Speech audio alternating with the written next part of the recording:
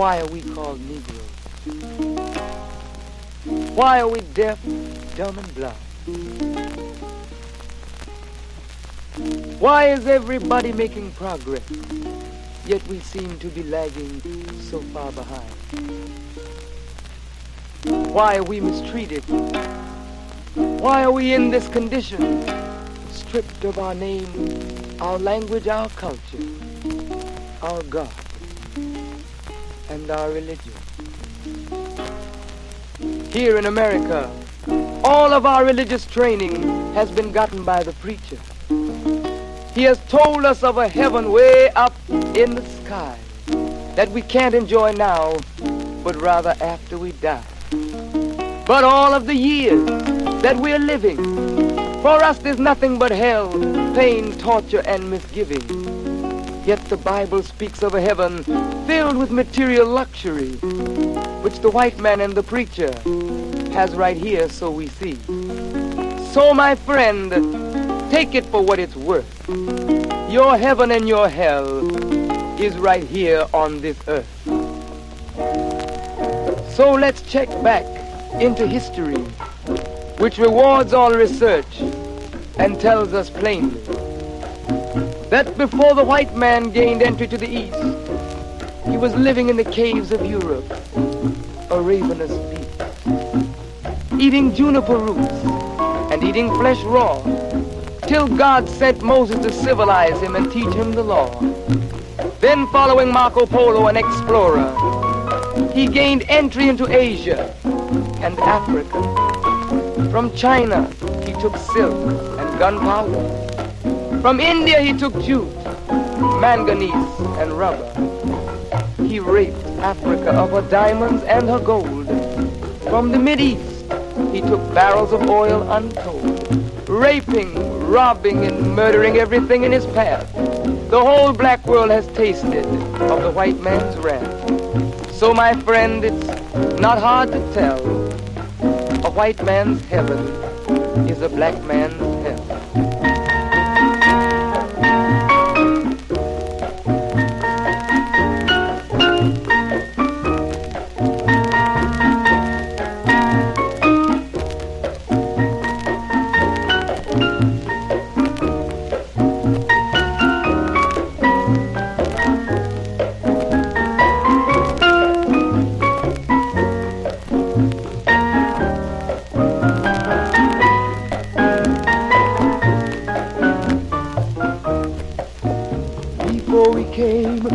America, we were living in the East. By the Nile River, we were living in luxury, enjoying freedom, justice, and equality. We wore silken robes and slippers of gold.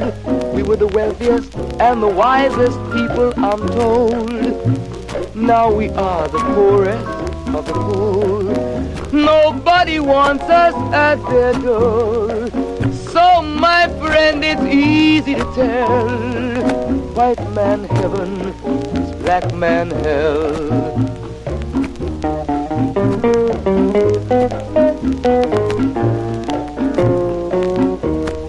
When the white man came to America, he told the Indian, I am your white brother. He said, red man, I'll treat you the best. Yet and still he pushed the Indian further west with his white woman and fire water. Tricks and lies, he stole America. The original owner of this nation is cooped up on a reservation. So, my friend, it's easy to tell. White man heaven, black man hell.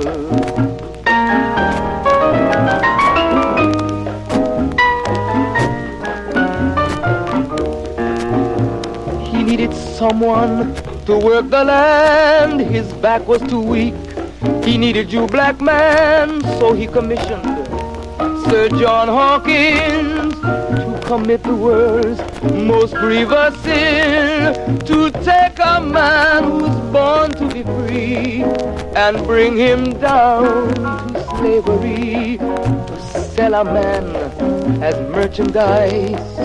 On his body put a price. Oh, my friend, it's easy to tell. White man heaven is a black man hell.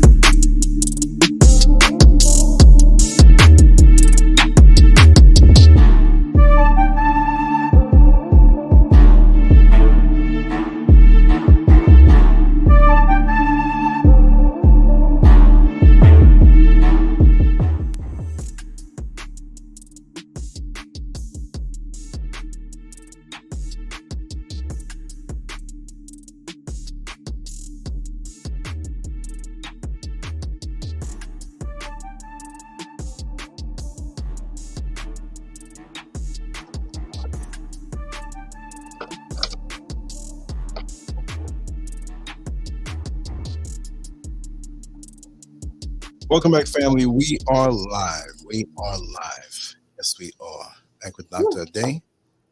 And seems like she's a little better rested, but we're here to hear. You're joking, right? Wow. Talk to you. How are you? How was your week? If I start telling you, I'll get stressed all over again. I'm managing, but it's rough. Hold on. I want to be sure my stuff is together. As you can see, I haven't had time to get dressed up.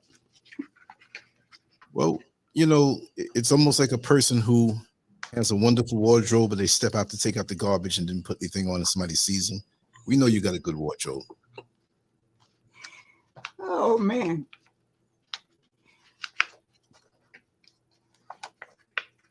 This is terrible. Trying to get a paper clip, unclip. Okay. I'd like to start out by thanking our viewers who sent in donations. Thank you so much. I haven't even had time to just look at the names and everything, but you know who you are. Thank you so much. You have no idea how that's helping me right now. I will go ahead and let people know that I'm packing to relocate to Nigeria. So it's that my car broke down months ago. That's another long story for another day. 5 mechanics. 4 of them could never find out what was wrong with the car. It took a 5th mechanic and almost $1,000. You may as well say $1,000. $1,000 later, and I finally figured out what was wrong with the car. My cats. I don't know if you have cats. Anybody who has cats. I want cats. I don't have any now, but I want some. I want to run around here. Cats are like children. they will ignore you all day until you get busy on a phone call or a video recording, right? When you get busy doing anything, they want to come and help. They want to join in the conversation. So now I have two sisters, two siblings, and they just, every time I get ready to record, they come out of hibernation from whatever they were doing, and they want to join in. So I'm looking for my spray. Hold on. There it is. Yes, you know what this means. Okay. This keeps them at bay. It's fragrance. Oh. Yeah, so thanks so much to everyone who sent me contributions. And today I'm doing part 2 of that presentation I did last week on the God gene. And, you know, I'm ready right up to the minute, right? At the last minute, just looking into some definitions because I really want this to be informative. This God gene thing is very important, especially since we are now in the 5th dimension. And by the way, that's another stressor because I'm doing a presentation here in Cleveland on the 5th dimension. We are already in it. And we've got so many people who are just stuck. I don't know if they will ever catch up, but I can't be concerned with that. All right, I want to get right into this because tonight it's going to be long. Or this afternoon, it's a little after 3 here, 3:14. And I'm sure this show is going to be about 3 hours long because I'm going in depth into this topic of the God gene. So this is part 2, and I'm going to head right in because someone is coming by this evening to take care of my camera and make sure that it's set up for tomorrow. I can't do all of that, so someone is coming in. He was supposed to have been here earlier. Couldn't make it. That's the way my day goes. All right, part 2. The God gene in Africans alone as dynamic pairs. See, I didn't really get into the dynamic pairs part, but that's why I started off talking about the human brain and how it works and how it's a little different between how the human brain works a little differently with men and with women, right? So the God gene in Africans alone as divine dynamic pairs. And I'm starting off on a spiritual tip. I'm starting off with Psalm 82, verse 6 in the Bible. I know many people are familiar with it, and I'm going to use it. What does it say? It says, and this is supposedly God talking, I have said, ye are gods, and all of you are children of the Most High. I'm going to repeat it. I have said, ye are gods, and all of you are children of the Most High. Psalm 82, verse 6, King James Version. I have said, ye are gods, and all of you are children of the Most High. Last week, I talked about the God gene hypothesis. And that God gene hypothesis proposes that human spirituality is influenced by heredity.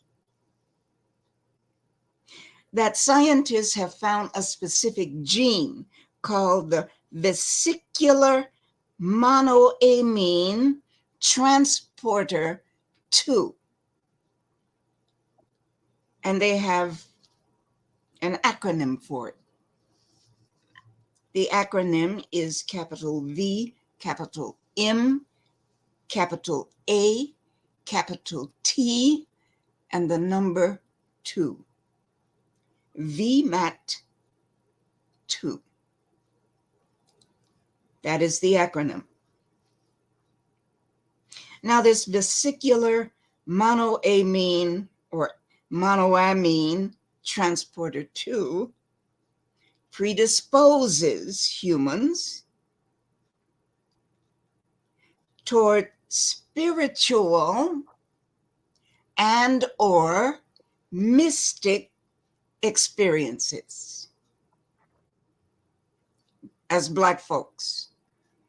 Well, those of us who claim to be African, we are very much aware of these spiritual and or mystic experiences. Now, for those of you in our listening or viewing audience who think this is just another form of spookism, it is not. Anything about, I shouldn't say anything, everything about African spirituality is verifiable with evidence. So this whole idea of there being a God gene has been proposed by a geneticist. This is someone with expertise in genetic science. His name is Dean Hamer, and he wrote a book, published it in 2004, and the book is entitled The God Gene. The subtitle of the book is How Faith is Hardwired into Human Genes. He also proposes, well, in his hypothesis, yes, he proposes that the God gene is based on a combination of, listen to this, behavioral, genetic, neurobiological, and psychological studies. So they've been studying this thing a long time. Now, for those of you who missed the prior video, I'm sort of recapping. The major arguments that Dr. Hamer makes in his hypothesis are these: that the God gene, or his hypothesis, is based on this. This God gene affects behavioral, genetic, neurobiological, and psychological aspects of a human being. If you're a human being, this God gene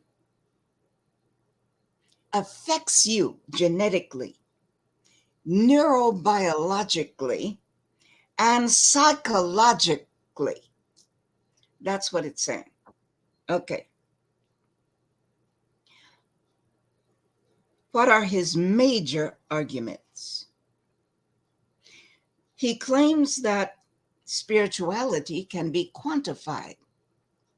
Quantified means it can be measured. They've done all this work now. So it can be quantified or measured by psychometric measurements. Second argument, the God gene affects spirituality. He says that the underlying tendency to spirituality is partially heritable. That means it is passed down from African to offspring to offspring to offspring to offspring. Why am I focusing on Africans? Because we are the ones with the God gene. The ones who are doing all the studying are just trying to figure out, what is it that African people have that we don't, that they don't have? What accounts for certain behaviors and certain psychological mindsets of these African people who, no matter what we do to them in terms of trying to kill them, they just keep multiplying. What is it about them that we can't kill them and just wipe them out the way we have wiped out so many others? What is it about these damn Africans that we claim? I'm talking about them. I'm speaking from their perspective, right? What is it about them that we just can't kill them off like roaches? What is it about these damn Africans that no matter what horror we take them through, no matter what brutality that we take them through, we turn around once and those Negroes are smiling, dressing up, looking nice, and having some kind of inner joy that we can't understand as Caucasians. What is this thing? They can't figure out, but they want it.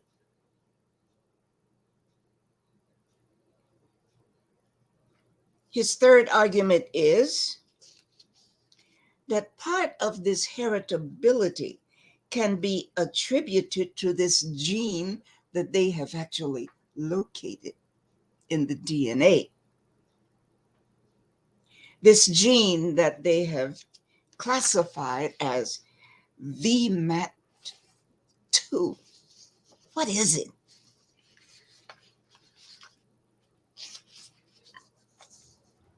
His fourth argument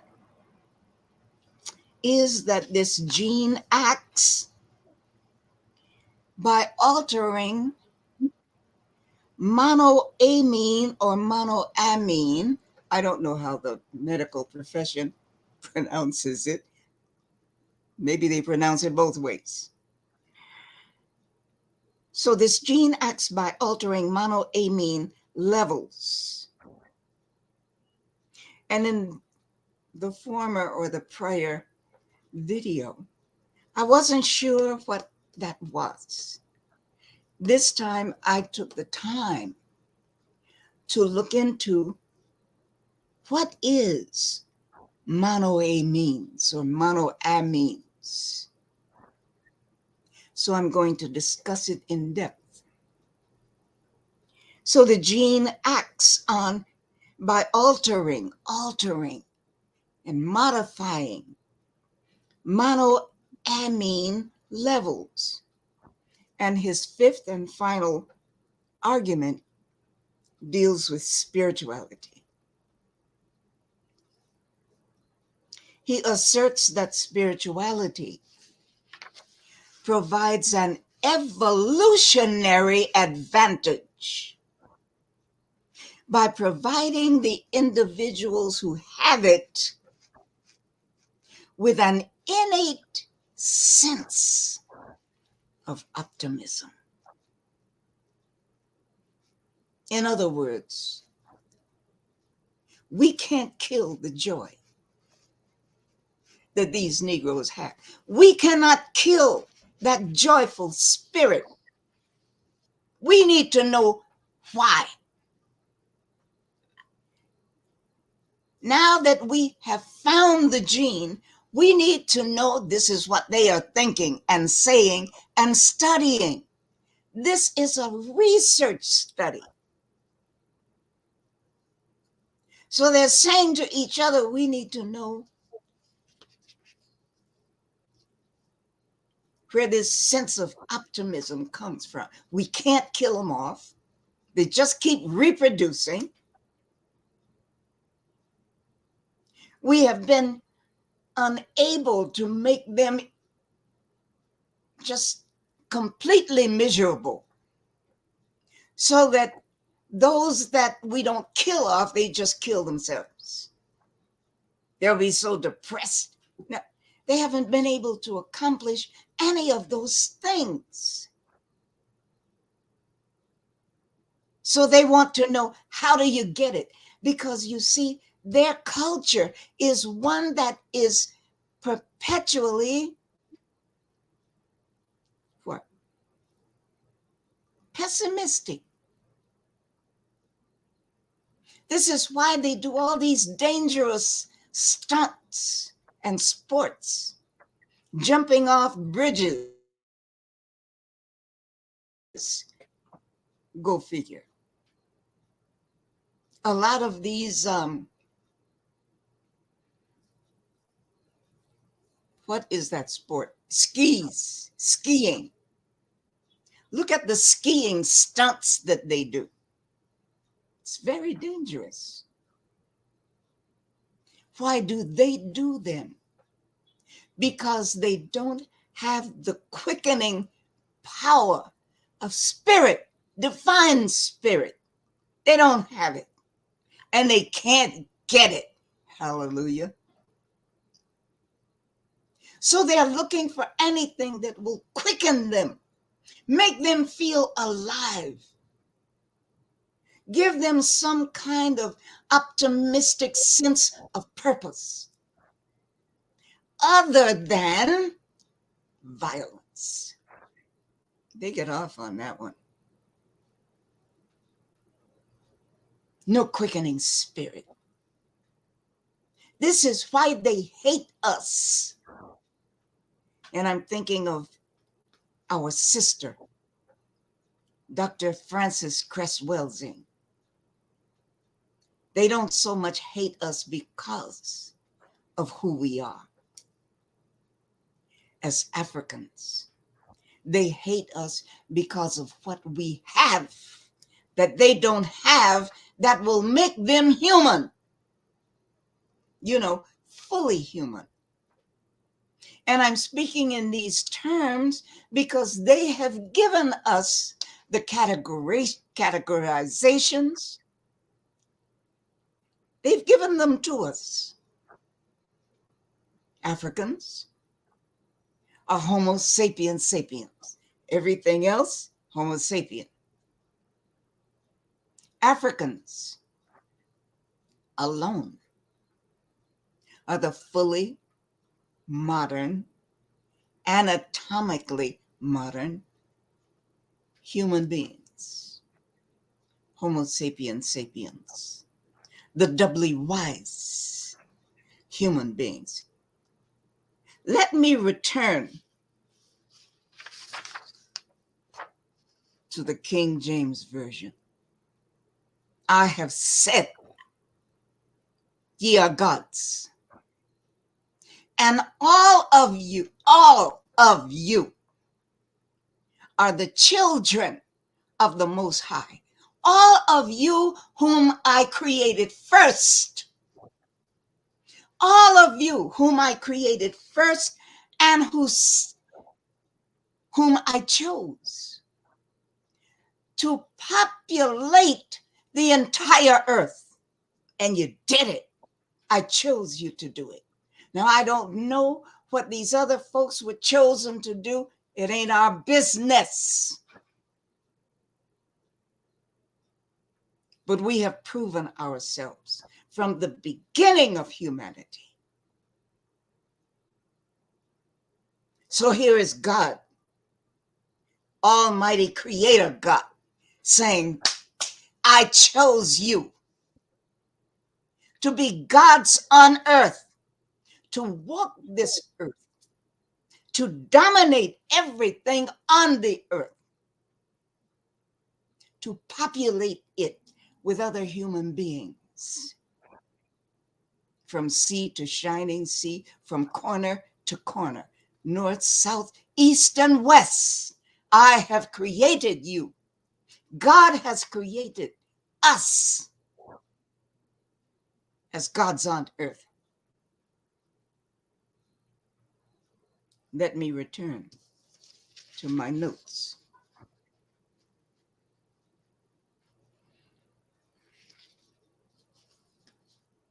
I'm kind of venting. It's all right. I'm going to preach in a minute. Let it flow. Let it flow.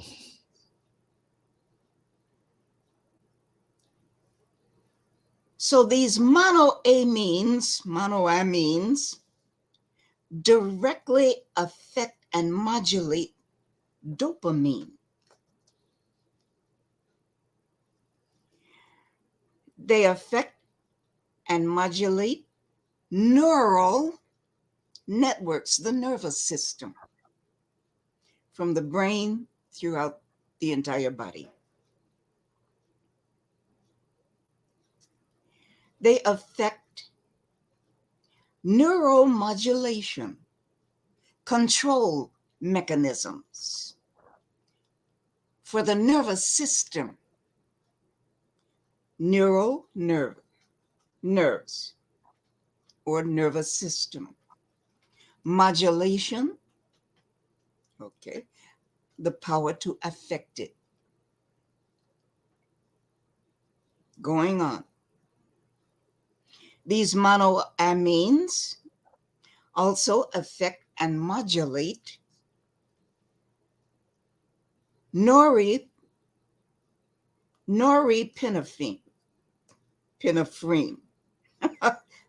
Norepinephrine. I didn't look that one up. Also, serotonin.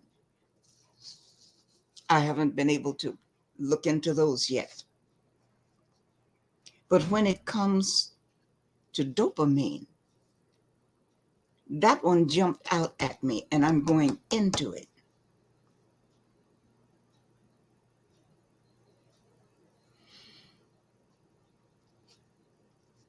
What else do these monoamines do? They influence the perceptual and behavioral aspects of brain function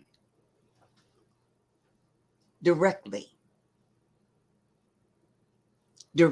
influence the perceptual and behavioral aspects of brain function.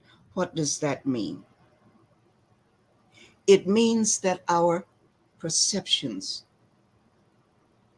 whatever we perceive in our brains, you know, like the perception that Earth or the universe has 3 layers.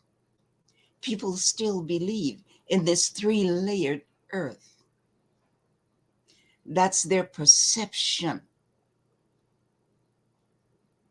And the perception is actually a belief. And since they have made since it is a belief, they have that perception. So you see how culture is coming into this. Beliefs are not real. But the beliefs, the cultural belief, leads us to establish as human beings this perception, the way we see the universe as having three layers: heaven, earth, and hell. I hope you understand. I'm trying to break it down so that I don't leave anyone behind.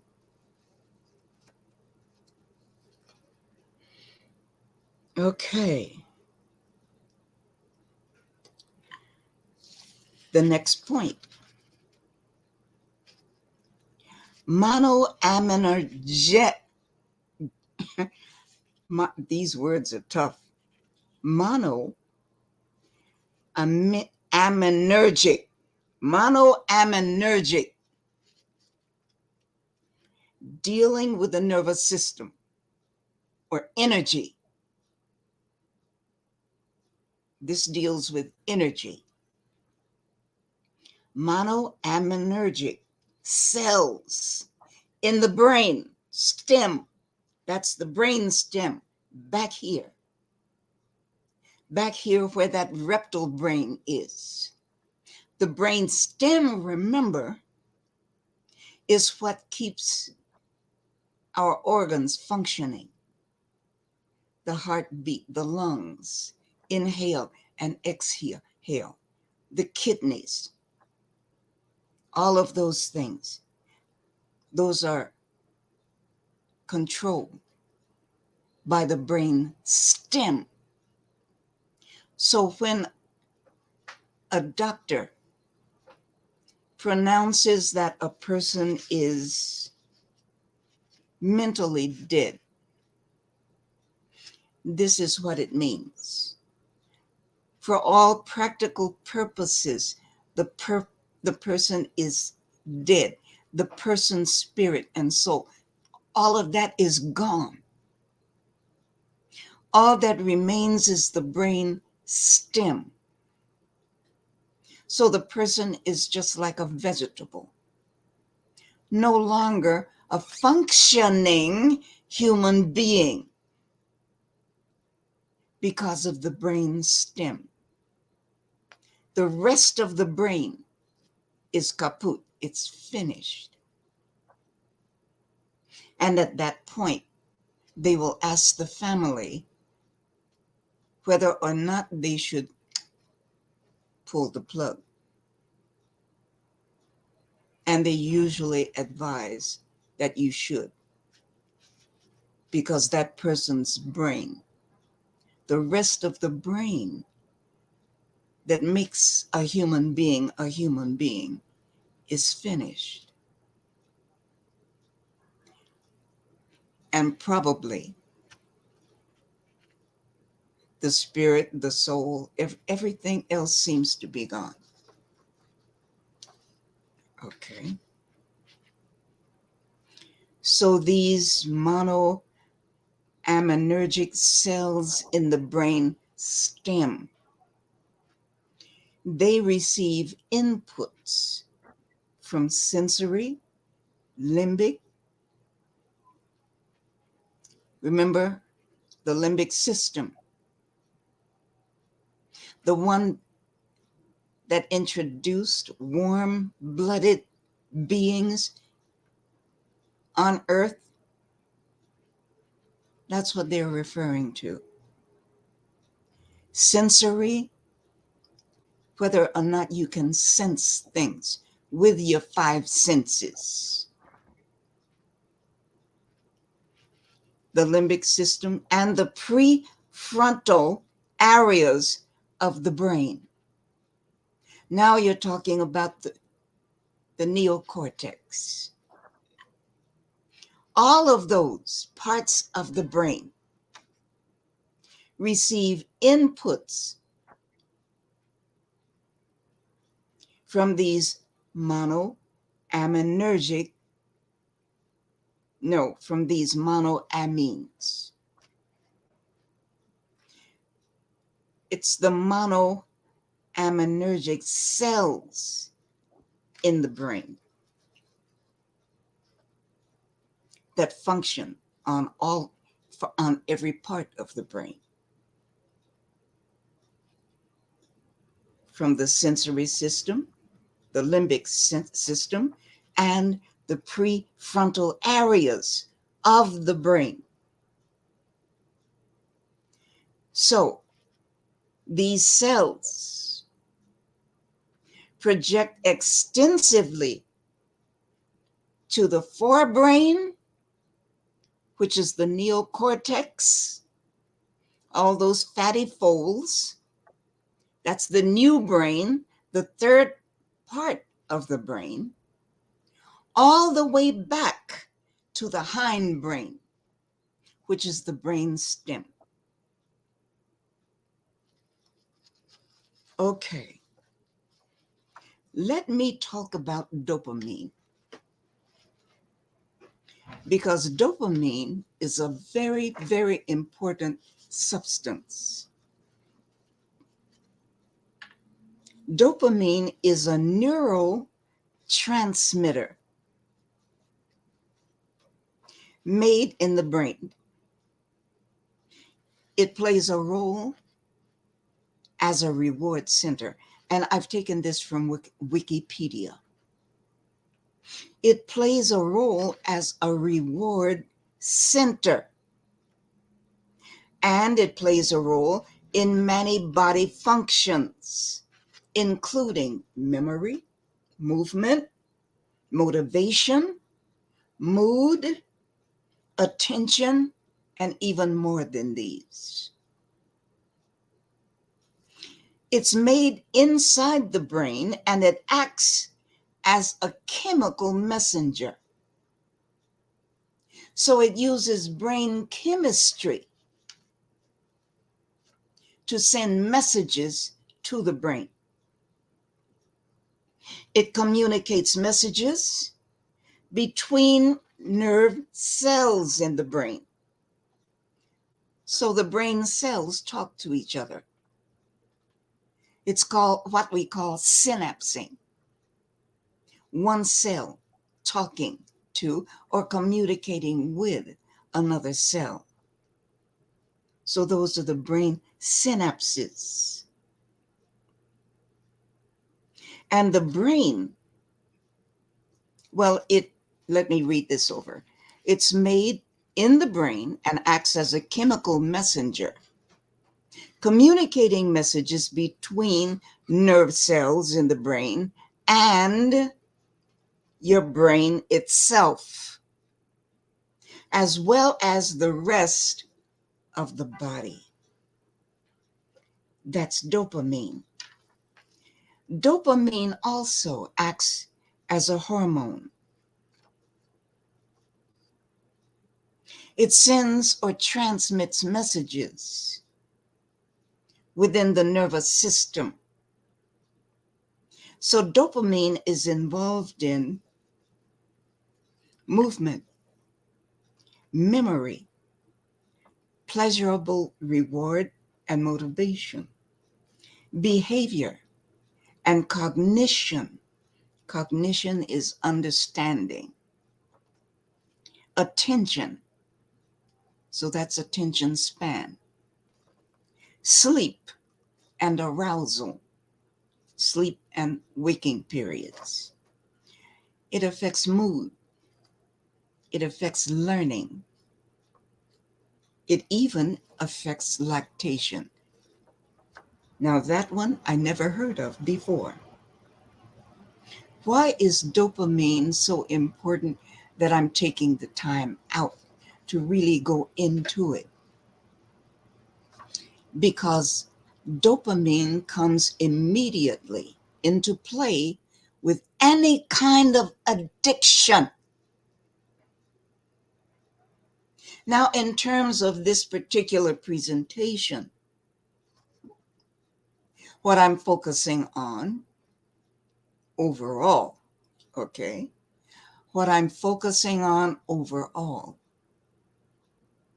is the fact that African people have this inborn, genetically inborn sense of joy, an inborn sense of purpose that no one seems to be able to kill off. That's why I'm focusing on dopamine. But in the meantime, you need to know the importance of dopamine with and its connection with any kind of addiction.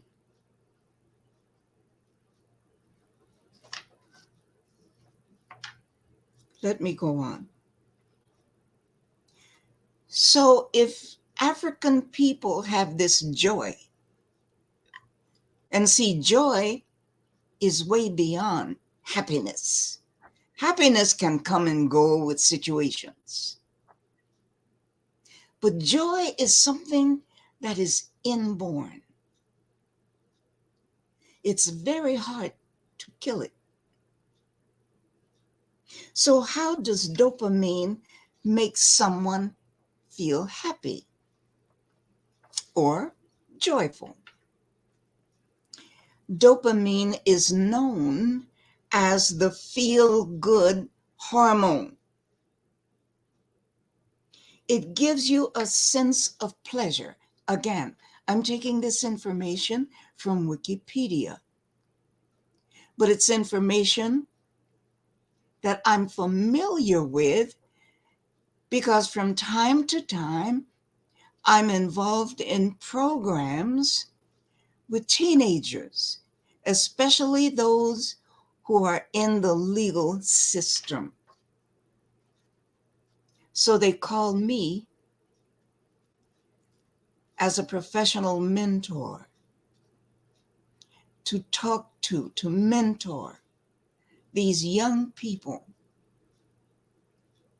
who are in the legal system and who feel this sense of despair, this sense of having no happiness in their lives. And it's usually based on real situations, like happiness is. And what I try to do is to teach them how to access that spiritual sense of joy that comes from God Almighty. Let me go on. So I'm familiar with this information on dopamine, and I even give them a similar lecture, broken down to the level where a teenager can understand. So dopamine is known as the feel-good hormone. It gives a sense of pleasure. It gives the sense of motivation to do something. When you are feeling pleasure. Dopamine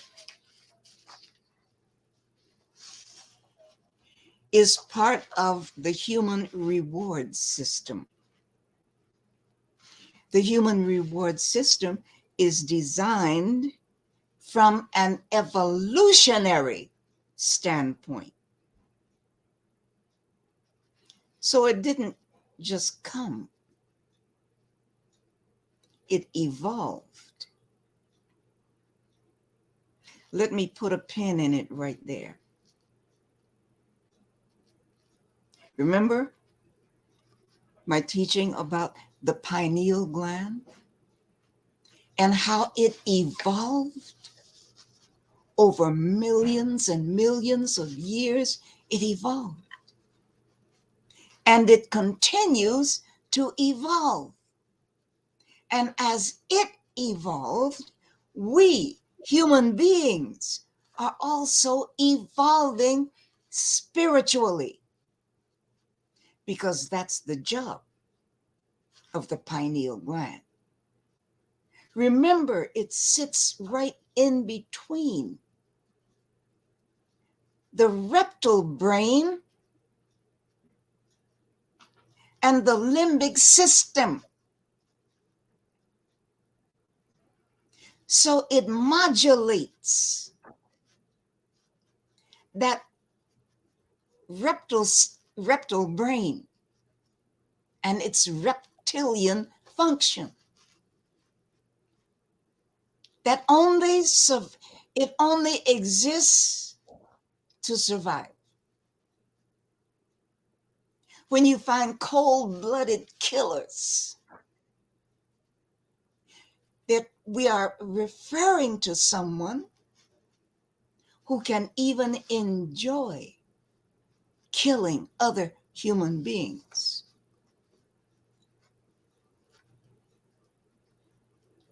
Just like that. That's the reptile brain. It enjoys violence. It enjoys killing. So for them, dopamine kicks in.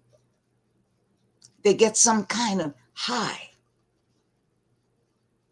It excites them. This is the level of behavior with serial killers. They sit back 24/7, plotting how they can entrap someone to capture them, perhaps torture them, kill them. So all of this is involved with dopamine and the pleasure that human beings get from dopamine in certain kinds of behaviors. So dopamine is part of a human being's reward system. It's designed from an evolutionary standpoint to reward human beings when they are doing the things they need to do to survive. Now, with normal human beings, those things that human beings need to do to survive are the following: eating, drinking, or competing to survive, and to reproduce.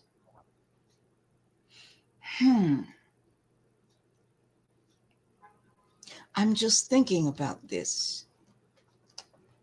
A new understanding. It's very subtle, but it just came to me. Thank you, Spirit.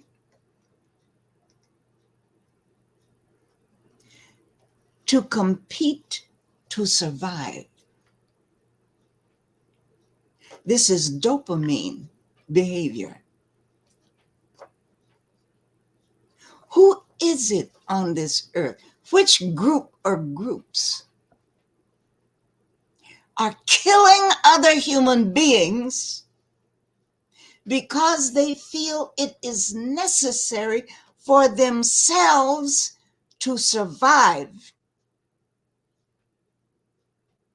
Let's go on to reproduction. Ouch. Who is it on this earth right now as we speak, or as I'm speaking, who is having a problem reproducing? Who is it what groups are having problems reproducing to such an extent, such an extent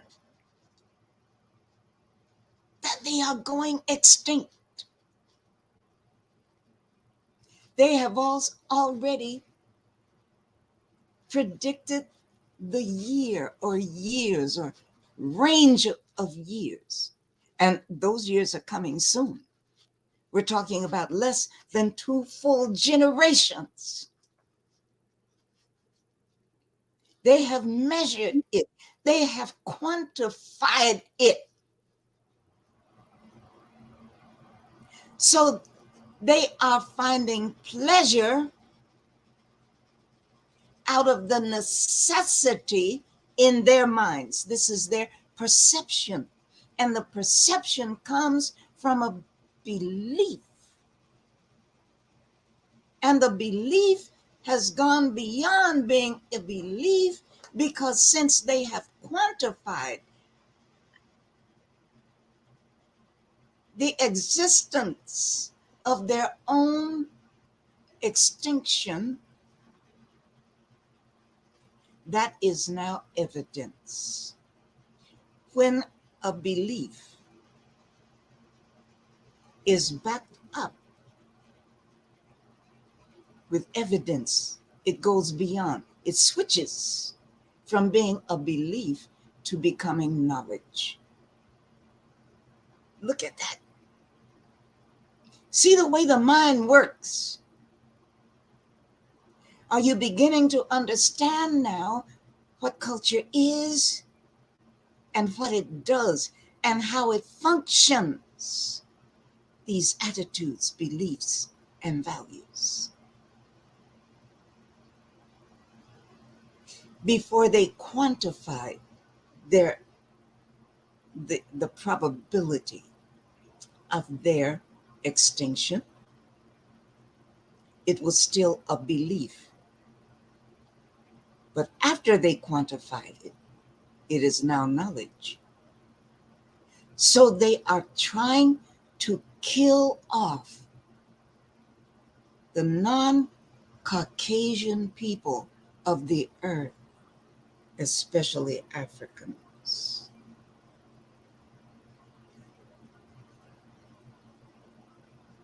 Because in their twisted brains, they believe this is not proven.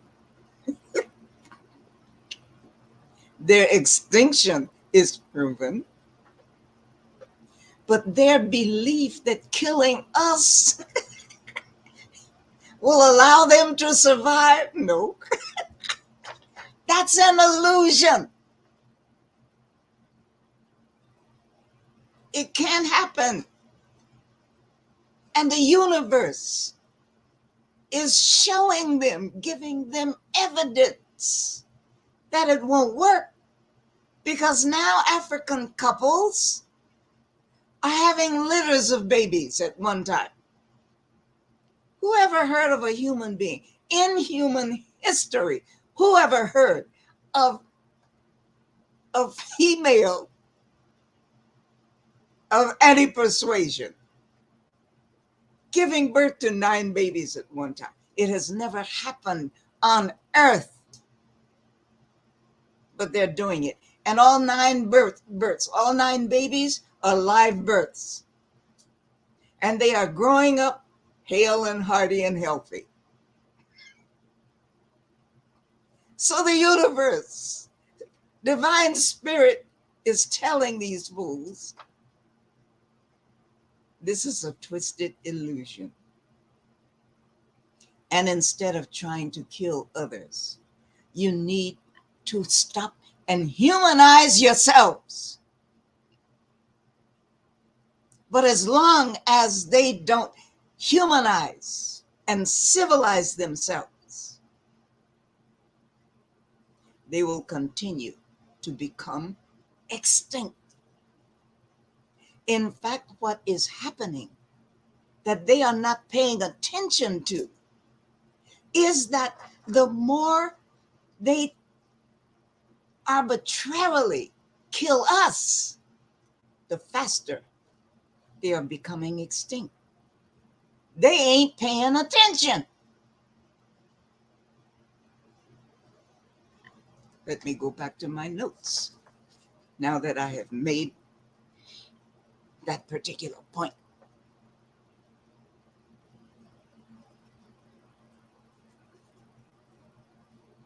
As humans, still talking about dopamine, as humans, our brains are hardwired to seek out behaviors that release dopamine in our reward system.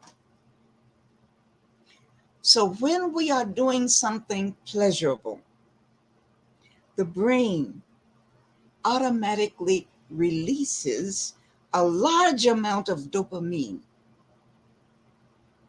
So when we do certain behaviors, we feel good. And we seek more of that feeling. Now I can go into more of that, but tonight's video is already long, so I have to cut stuff off at a certain point.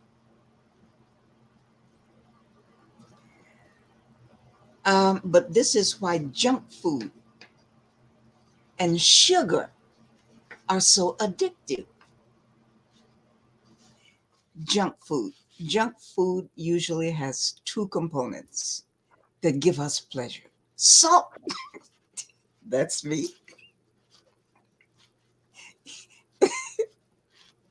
And sugar. I noticed something when I was young. When I was a young woman and still living in Cleveland, we would go downtown, and everyone remembers the May Company. And inside the May Company, on the first floor, there was a nut shop. And 1 block away from the May Company, you could smell those nuts roasting. Shut up. Shut up, Lance.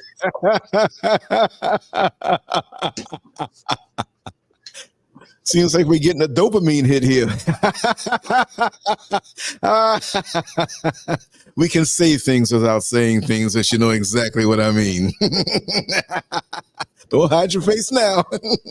Listen, we're all human, whether we're 24, 64, 84, 94. We know why we're laughing, but I wanted to interrupt you no more.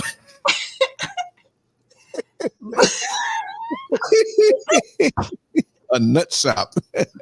I thought I heard sack, but anyway, carry on. Don't let me start laughing. And those of us with a salt tooth would immediately be drawn to the nut shop. Now, in other malls, right?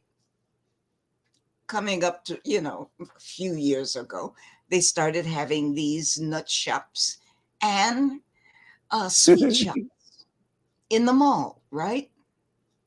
Mm-hmm. And the same thing applies.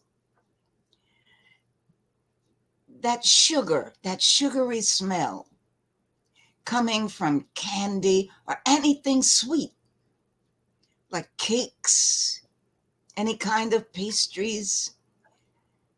I could always tell who was prone to be diabetic or were already diabetic, because the smell draws them. Those who are prone to have high blood pressure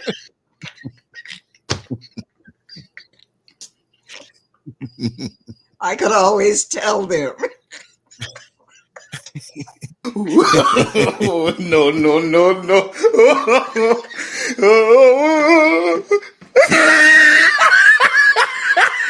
Oh, Lord. So it's dopamine. If you like salty snacks, the dopamine kicks in when you smell those salty snacks, even the healthy ones, like nuts. It's amazing.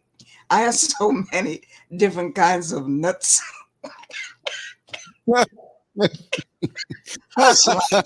Yes, I'm one of them. We're only human. Count me in the group.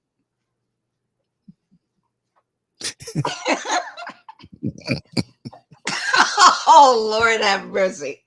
Let me just say it. Sometimes you feel like a nut. Sometimes you don't. Now, you know I'm a comedian. I had to run with this on another show. Not those.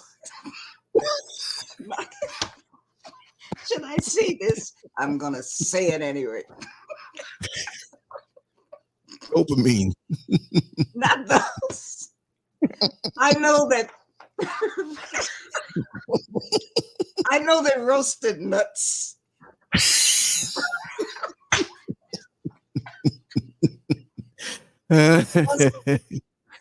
Roasted nuts come in a little sack, a bag. Yeah, I bet they do. In a bag. In my house, we have the roasted nuts in a bag. Not a nut sack. But aren't all nuts in the bag?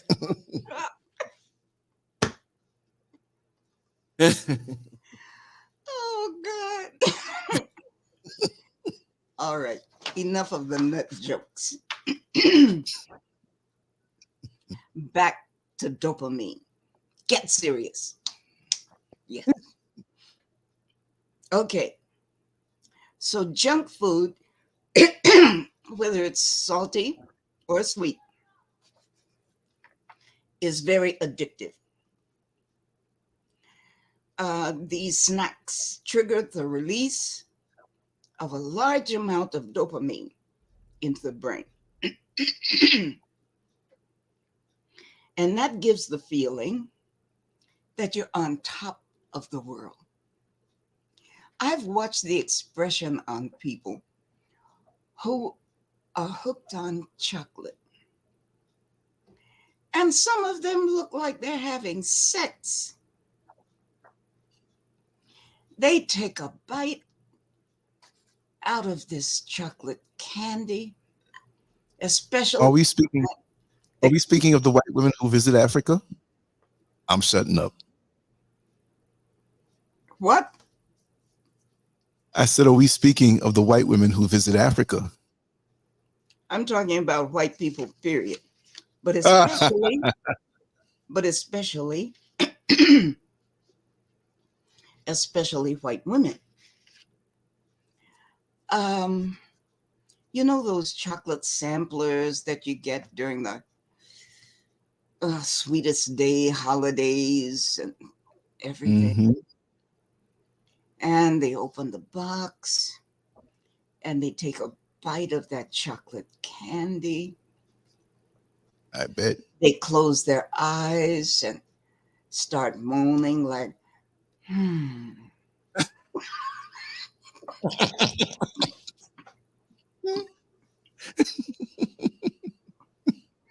I know. Has anybody else noticed this stuff? Yes. Okay. And Lance, I forgot to ask you. Yes. Are the lines open? The chat lines? I can put it open for you. Okay. I'll drop the link. They bite into that chocolate as if they're having. Mm-hmm. A nut. Oh. Well, it doesn't really apply with women. All right, let me move on. Excuse me, something's in my throat. Everything's funny tonight. Oh, stop it. Oh, Jesus. It's funny tonight. I'm messed up. Hit the mute button. I'm over here cracking up. Everything's funny tonight. Hold on.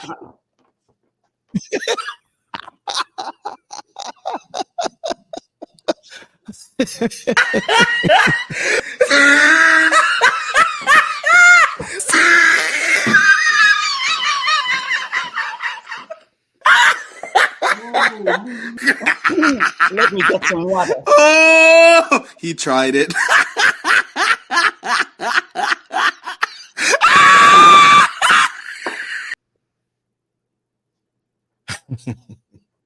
It's good to laugh in these troubled times. Wow. Sometimes you can get on a roll and try to avoid a certain subject, and the more you talk, the more everything fits in. It's just funny like that. Classic moment.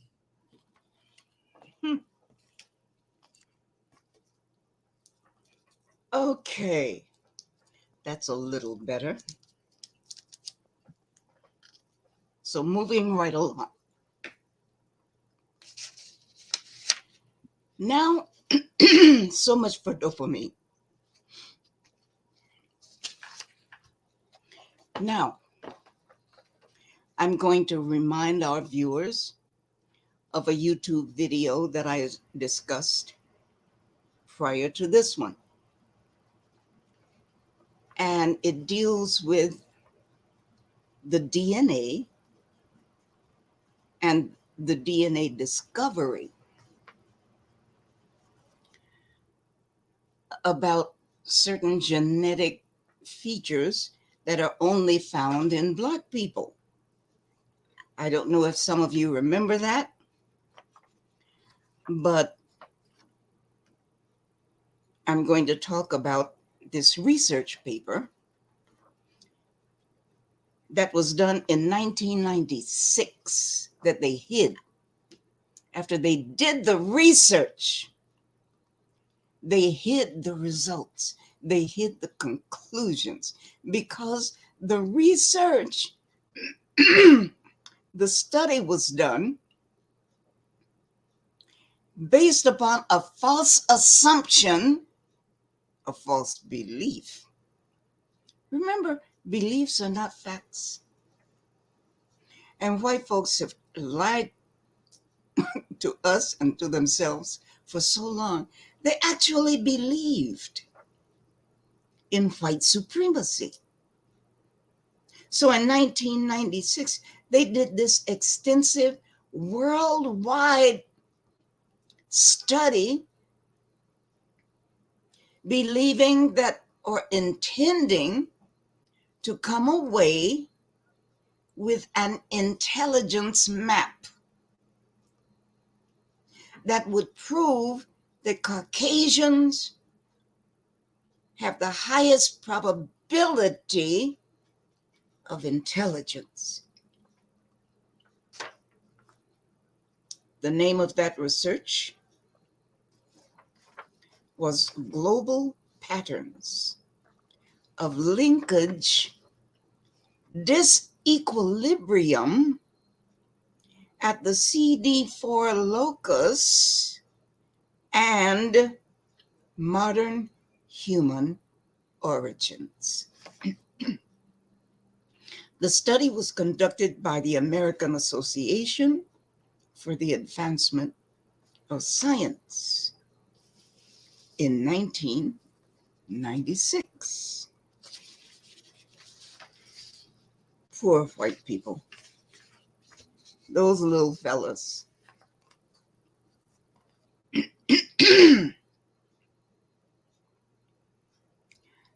Now, what I'm going to do is to repeat something that I have said earlier.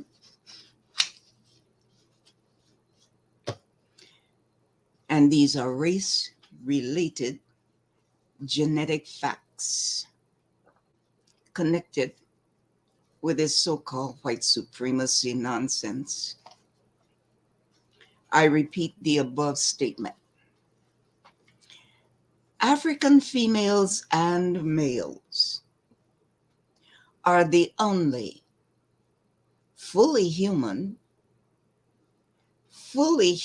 beings on this earth who were created in the likeness of Creator God's divine, reproductive, creative, intelligent, magical, spiritual self. I'm going back to the scripture. Psalm 82, verse 6. King James Version, KJV. I have said, you are gods, and all of you are children of the Most High. I have said, ye are gods, and all of you African children, my firstborn, all of you are children of the Most High. I paraphrase this to say, I have said, ye are gods, and all of you, of my African children, those of you whom I chose to populate the earth, to create civilization, to make life on earth the same as in heaven. You know, as above, so below. As the higher beings are above, so have I created you on earth. I'm going to keep repeating this. I've been teaching it and preaching it for how long? But who am I to be listened to? I'm just a black woman. She's got a Ph.D. That don't mean nothing. Like the name of the cereal. Nothing, honey. If you want to be entertained, yeah, go and listen to her.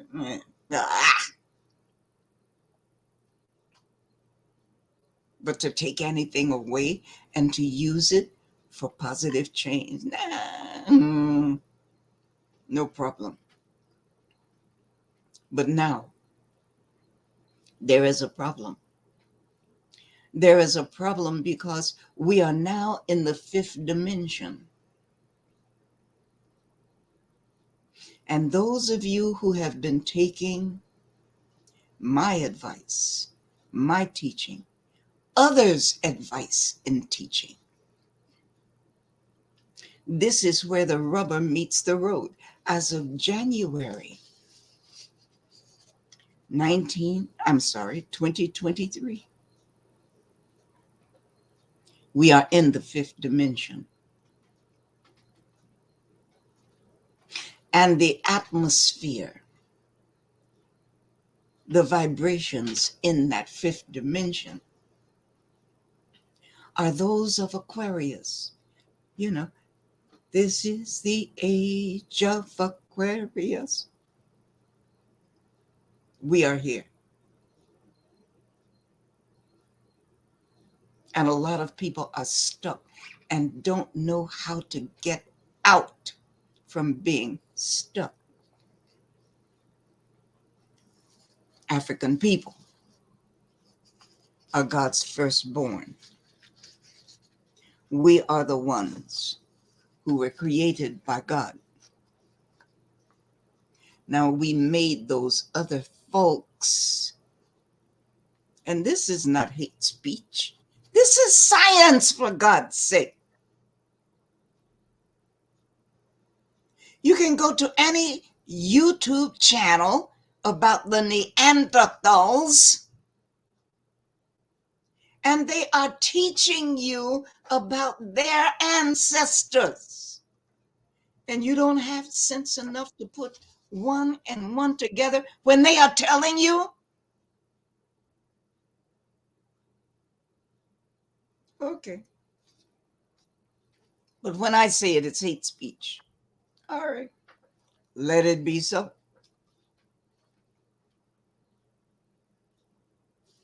So this YouTube video is entitled Hidden DNA Discovery Only Found in Black African People. And in this particular video, it's two African American or American African. I've got to get used to saying that. It makes sense. Okay, let me repeat the title of this video. Hidden DNA Discovery Only Found in Black African People. If you send your search engine to YouTube and this title, it will automatically come up. The video will take you to a channel that discusses an earth-shaking scientific finding. And I've already given you the title of that study. And I actually went to find that study because in this video, these two American African doctors, one is a Ph.D. doctor, the other is an MD doctor. One is doctor of philosophy, the other is a medical doctor. So they discuss the study that was hidden from 1996 until now, but they don't actually go into the scientific portions of the study. I went looking for the study. You have to pay $30 to get it. And I didn't pay the $30 because I know it's written in medical jargon that would take me a year to break down all these, these words and everything. Okay. The American Association for the Advancement of Science conducted this worldwide study in 1996, almost 30 years ago.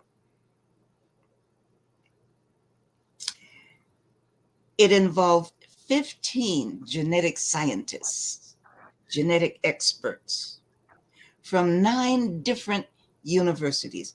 This is big money, y'all. 15 geneticists, specialists in a grant that pays them big money for more than a year, at least a year, more than a year, because after they conduct the study, then they've got to decipher everything. They've got to quantify and label and do all that stuff. This takes time. This was big money.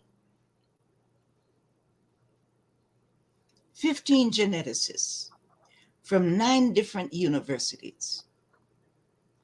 And universities allow their professors to do these kinds of studies, to get involved, because it brings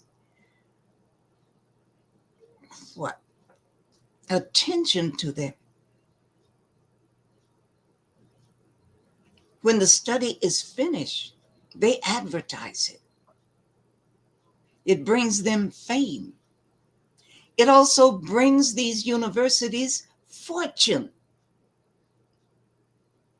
Because the more big research studies like this that they are involved in, the more they have collected, or gained a big name for themselves. So that when they apply for other grants, they can say, yes, we have done this, and we have done this, and that, and the other thing, and 5 things besides these. It has a lot of meaning, a lot of status, a lot of significance. And just for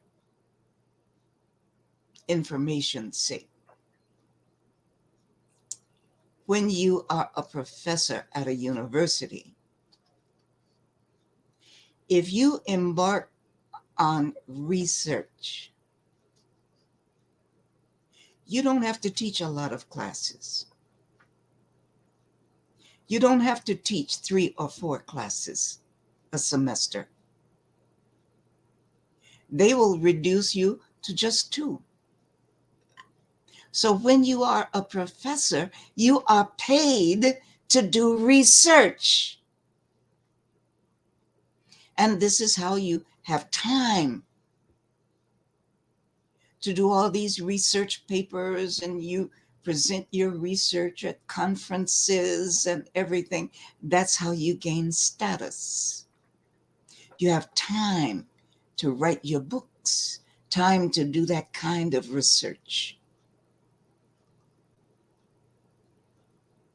That's what happens at a university. I just thought I'd throw it in. Okay, so this team of scientists, they discovered, what is this? Good afternoon. Hi. Welcome.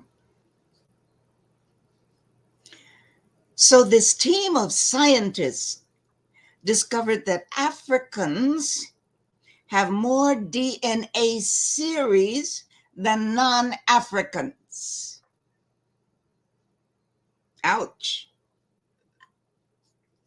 Why am I saying ouch? I'm saying ouch because of the evidence, the genetic fact that everyone from African descent is an African. I mean, go figure. We don't have to be born on the continent of Africa. We don't. Africa is born in us. How is that possible? Well, there is evidence. It's a fact. Because we have returned ancestors. There is evidence of what we call continuation. Now, in the Eastern cultures, they call it reincarnation. In Africa, we call it continuation. And I showed you a diagram of the infinity symbol that was created by the pathway of African cosmology. North, south. From your perspective, this camera is driving me crazy now. North, south, I'll do it from my perspective. I'm going to my right. We leave heaven as spirit. We incarnate on earth in the physical. North, south.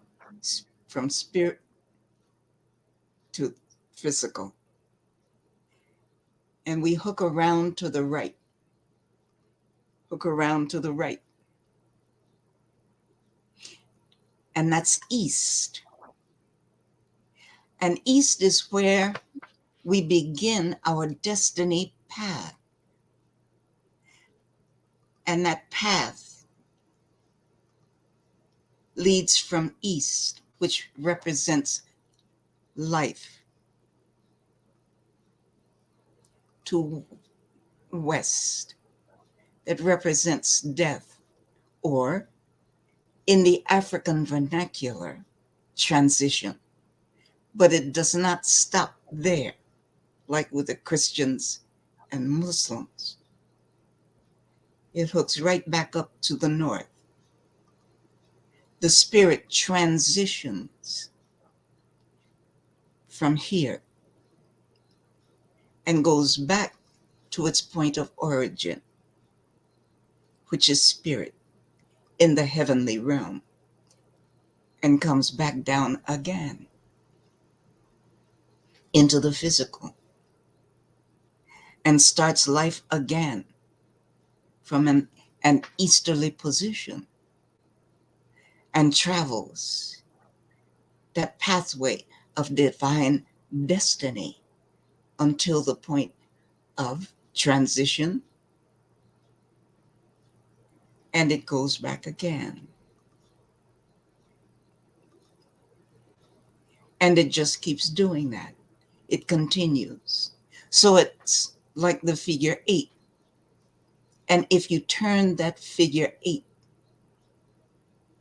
just tilt it so that it is horizontal, you find the infinity symbol,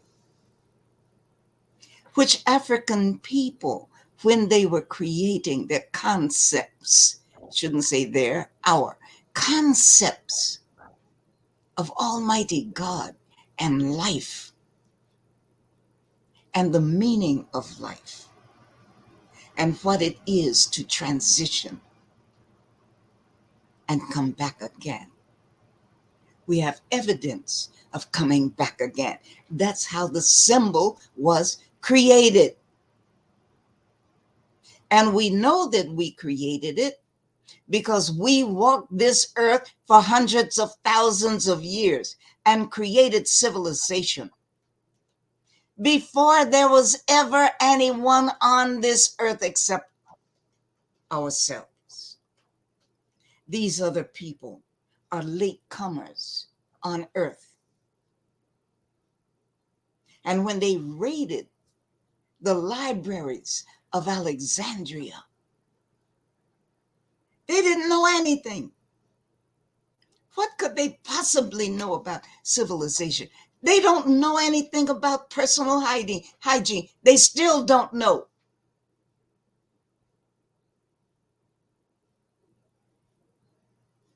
They didn't know anything about building a house with a window. They know that. But there are many things they didn't know. This concept of spirit and all of it. They did not know. So we created, African ancestors created the infinity symbol to represent the continuation of African souls from the spirit realm into the physical earthly plane, and how we return again, always with a purpose. And what is that purpose? The overall purpose for all African human beings. I can't speak for them other folks. The overall purpose for African human beings is to make Earth similar to the heavenly realm, to create that kind of existence on the earthly plane. So if you ain't African, I don't know what you are. But I like this saying that someone made up that I'm going to. What is the saying? All skin folks ain't kin folks. Psychologically, they have placed themselves somewhere else in some ozone.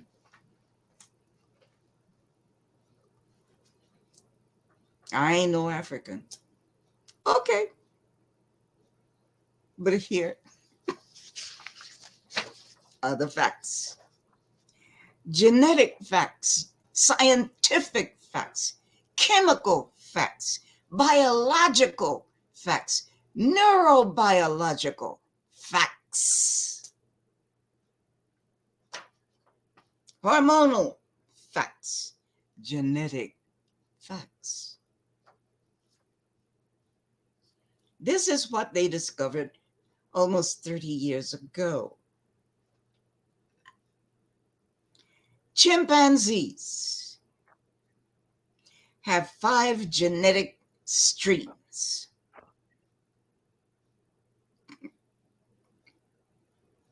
Europeans and Asians. Now, mind you, this is hilarious. Mind you, these are the Europeans and Asians doing the study. So they can't get mad.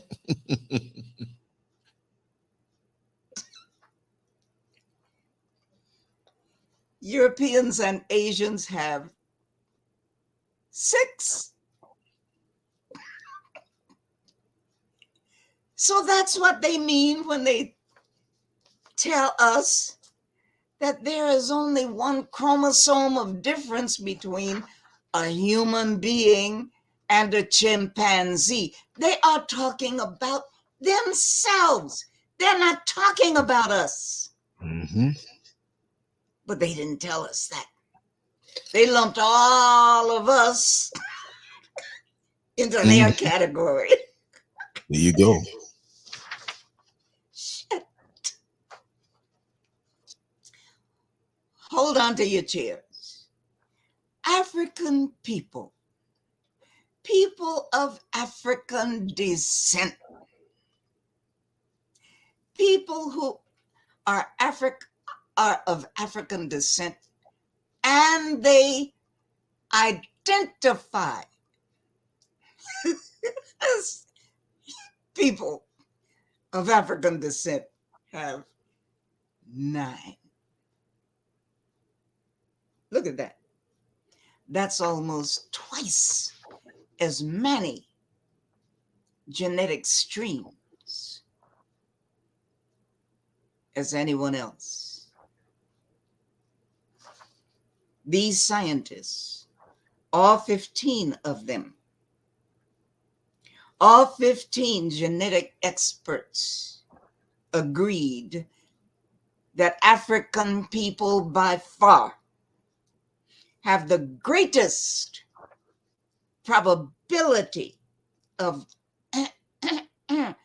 genius. I'm going to do the Umar Johnson thing. Africans by far have the greatest probability of genius than any other race. African people, Black African people have by far the greatest probability of genius than any other race. African people, Black African people by far have the greatest probability of genius than any other race. Out of all 116 non-African groups made up of Europeans, The research team, Europeans and Asians, learn this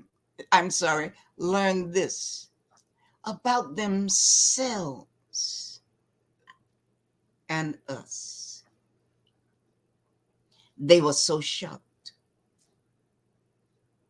They were shocked beyond belief, but there was the quantified evidence.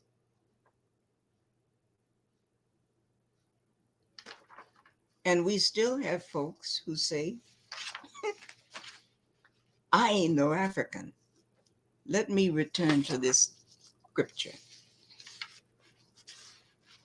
Psalm 82, verse 6, King James Version. I have said ye are gods, and all of you African children, all you black folks that I created first, all of you are children of the Most High. As above, so below.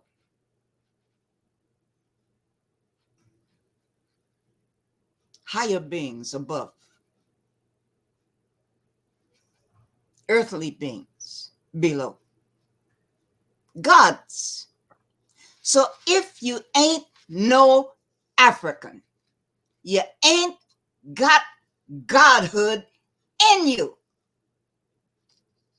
Sorry for you. You've given up a lot. And since you have given it up,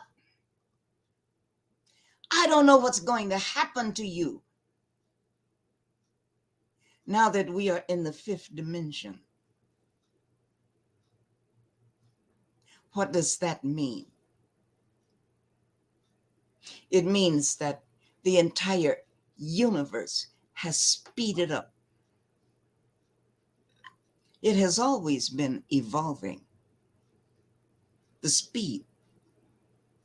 But now it has sped up to such an extent that we are in the fifth dimension. Now, a mathematician can take you deep, deep, deep into this. I can only scratch the surface and talk about it spiritually.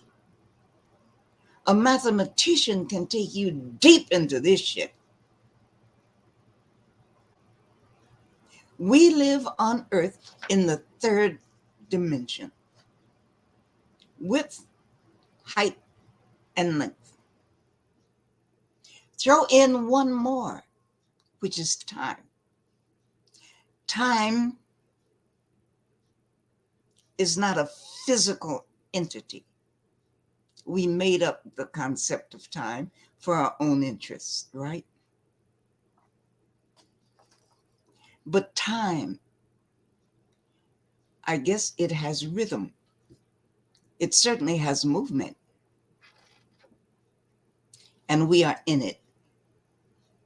We are in the midst of a universe that has speeded up or sped up. And we, through our pineal glands, and by virtue of the neuromelanin that is running through our brains and our entire body systems, are spiritual. And are therefore, because of the pineal and because of neuromelanin, we have the ability to evolve spiritually. So that as the universe speeds up, our vibrations are speeding up with it, because the fifth dimension is beyond, it's going beyond, or is beyond the physical plane. What does that mean? Spiritually, it means that if you were born with gifts, spiritual gifts, they have dramatically increased now. If you have evolved spiritually. You already had gifts. Now they are increased. So you can get messages in downloads. You can be taught knowledge in downloads. You can contact beings on other planets and in other galaxies. People talk about the mothership.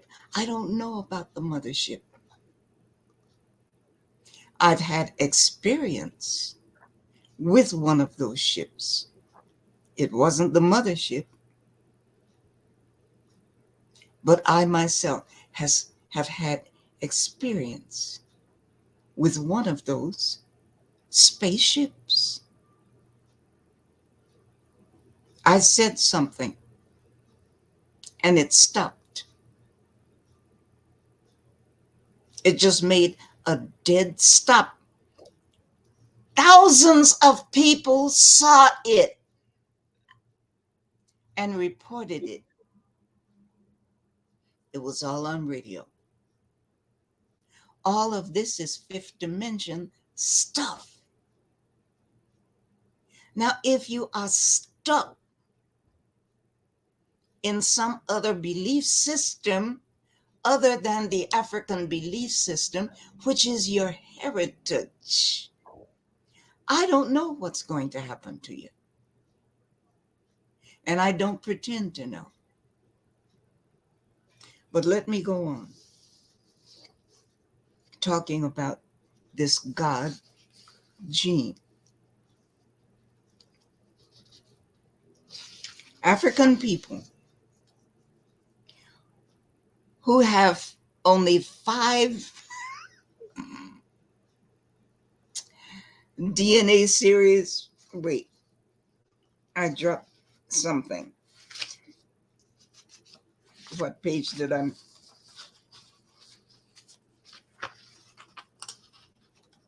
I think I left something off. Oh, I see. I was talking about the people who say, I ain't no African. Half of them attack me online. You ain't no African.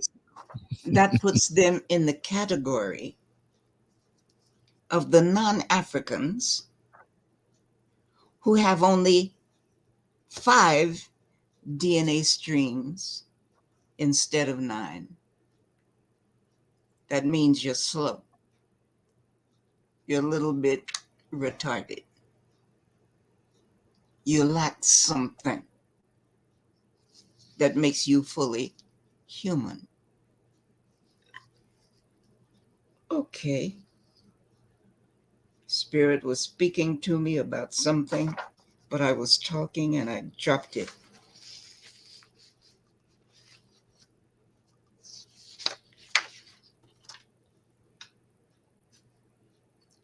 If people want to tell the world that they are among the mentally slow, the intellectually challenged group of folks, that's what it means. Oh, it just came back to me.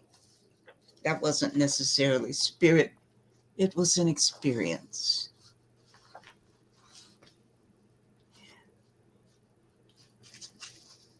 I was in a meeting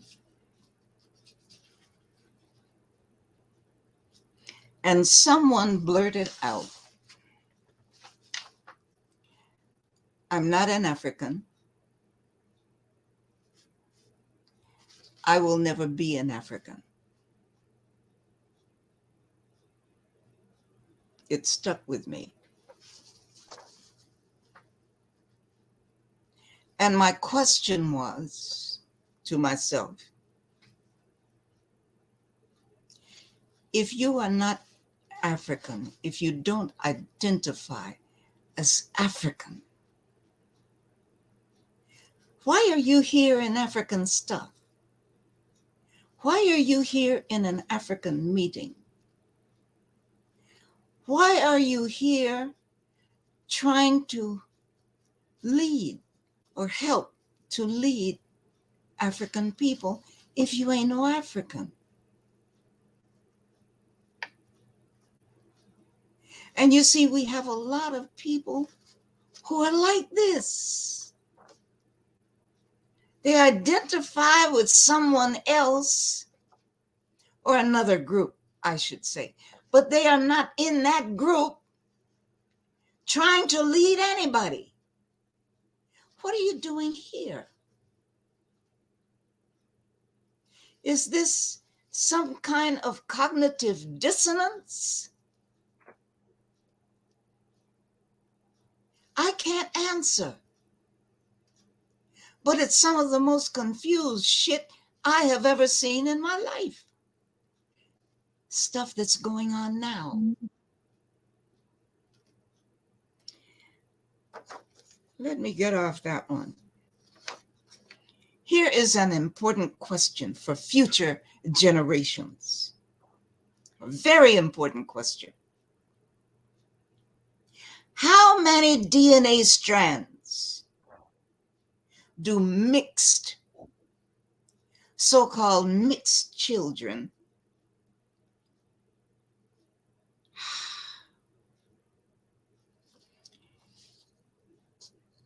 What I wrote was, how many do they lose? But I'm going to amend that. How many do they have? We don't know. But I am certain that we damage our offspring.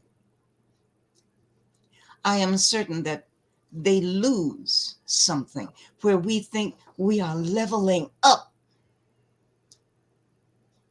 based on some alien idea or conception of what beauty is, of where does genius lie in terms of groups. So with new information, new knowledge, this is not information, this is knowledge. With this new knowledge that is all over the world now, how do you feel?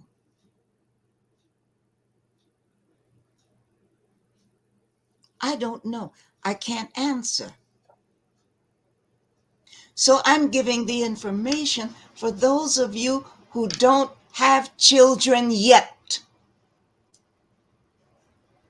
I would advise you to stick with the persons who have all 9 streams of genes that were originally given to African people. I'm going to get into that more and more later on in this presentation. We cannot help what our parents did. Those of us that are mixed, we can't help that. However, there are many of us today who are willingly choosing to mate with non-Africans because we have some distorted sense of what is good and what is not, what is beneficial and what is not. I'm posing the question to those Black African people who have not yet had children.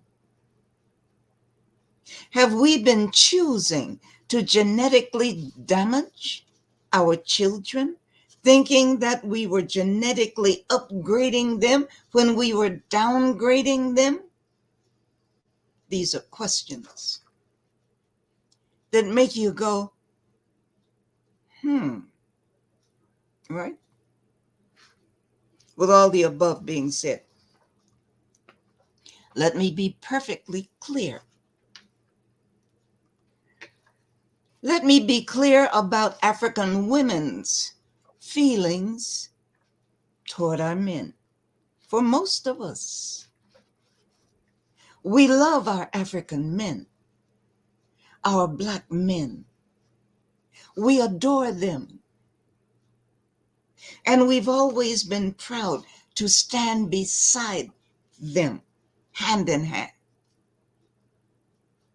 As African women, we know that together, our divine spirits, as females and males, with a full portion of Africanity, that we can conquer every challenge that life presents.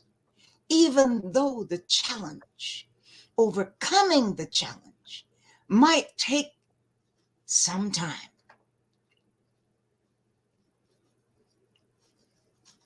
This is the manner in which together Black African women and Black African men populated the entire earth. This is how we created the first cradle of civilization and ruled the world peacefully for thousands of years. And it was not within this system of patriarchy that I am now calling the Patrix. It's not a matrix. There is nothing motherly about it. The word matrix comes from the word mater, which in Latin translates to mother, and pater translates to father. So if it is motherly, it carries a feminine aspect. And if it is fatherly, it is dominated by a male or masculine kind of existence. So this is a patrix, not a matrix. Stop calling it a matrix. It's a patrix. There's nothing motherly, nothing nurturing about it. This is a culture and a belief system of violence and murder. They enjoy it. Evidence shows this. So this is not hate speech. This is an acknowledgement of their reality. This is who they are. And this is whom we want to have children by. What? Are you insane? Not only that, biologically, physically, mentally, they're as weak as water. Violence is a sign of weakness. And a violent culture, a culture where its values, some of its highest values, are placed in violence. That culture cannot live. It cannot be sustained. It is unsustainable. And this is the main reason their ancestors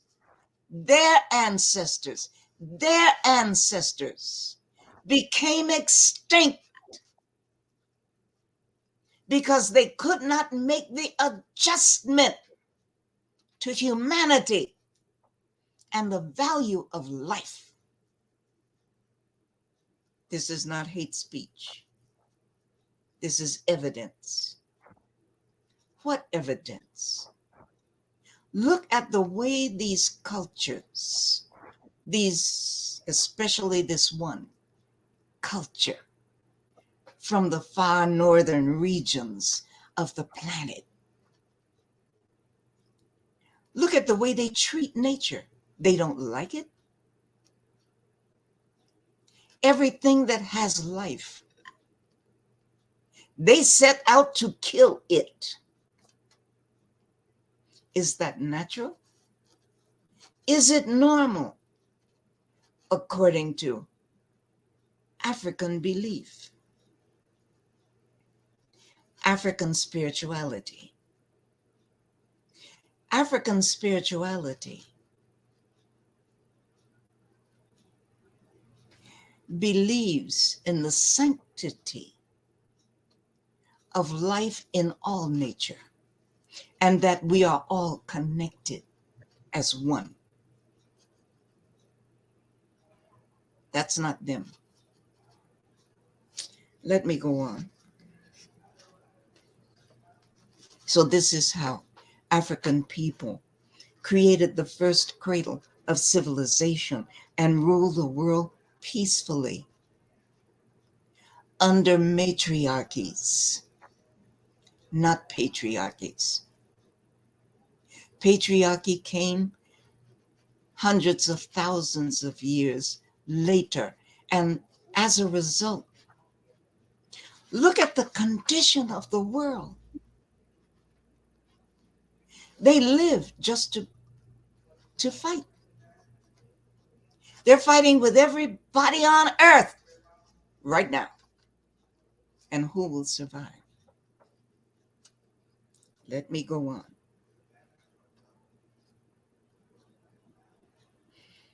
Fundamentally, why would African women not adore African men? That doesn't make any sense. We gave birth to them. In fact, we created them by the power of the African female's will. The Y chromosome was created from the power of the African female's will. Break off one little leg of one Y chromosome, and you have a Y. We, African women, created it. That's another lecture I will do some other time. We gave birth to men. We created the Y chromosome. However, let me make it very, very clear. We adore our men. However, we will not tolerate abuse. You can take that somewhere else. Just miss us with it. Nor will we tolerate those who try to intimidate us. However, we have been intimidated for thousands of years because of this new patrix system. We will not tolerate, as African women, we will not tolerate those who attempt to limit our human and God-given freedoms, our human and God-given abilities, our human and God-given aspirations. We won't tolerate it. African queen mothers, we want our sons to behave, to act like, and to speak like civilized, noble princes, not like brutes.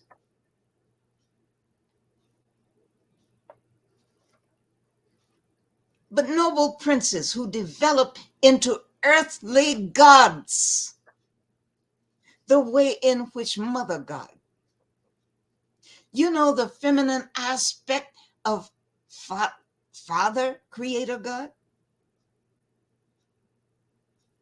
What can the male principle do without the female principle that gives the power of life, the power of reproduction?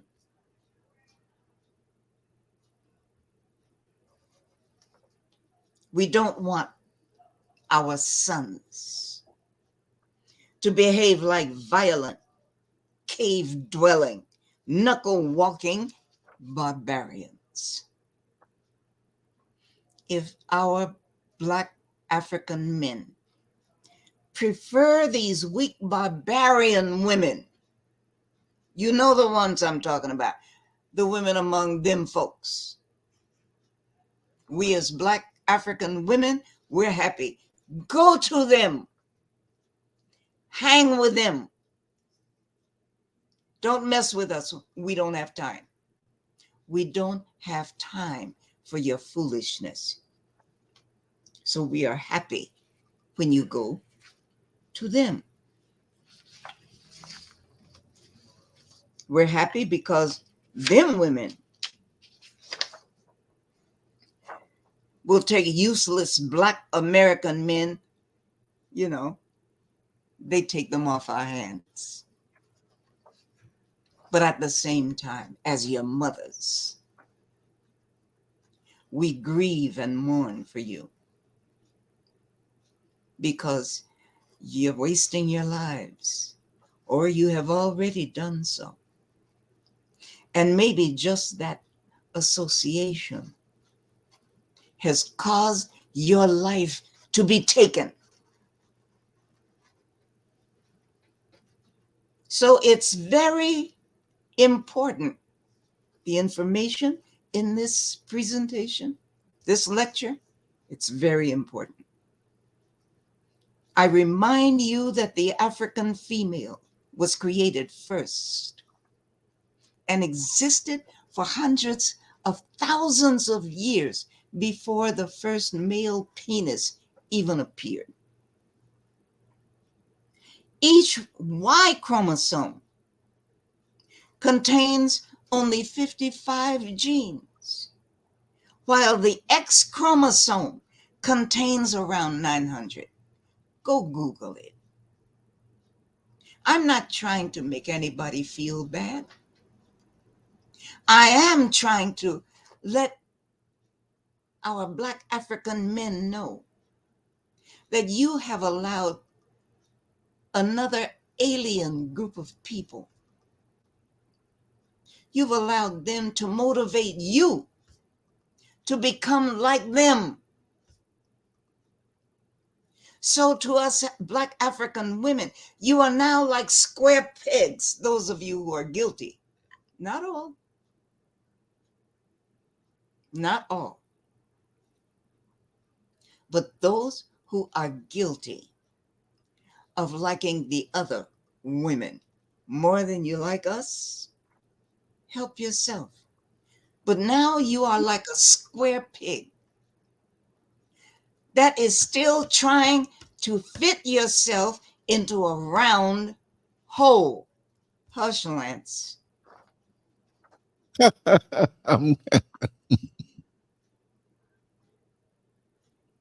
So the Y chromosome contains only 55 genes, while each X chromosome, each one, contains around 900.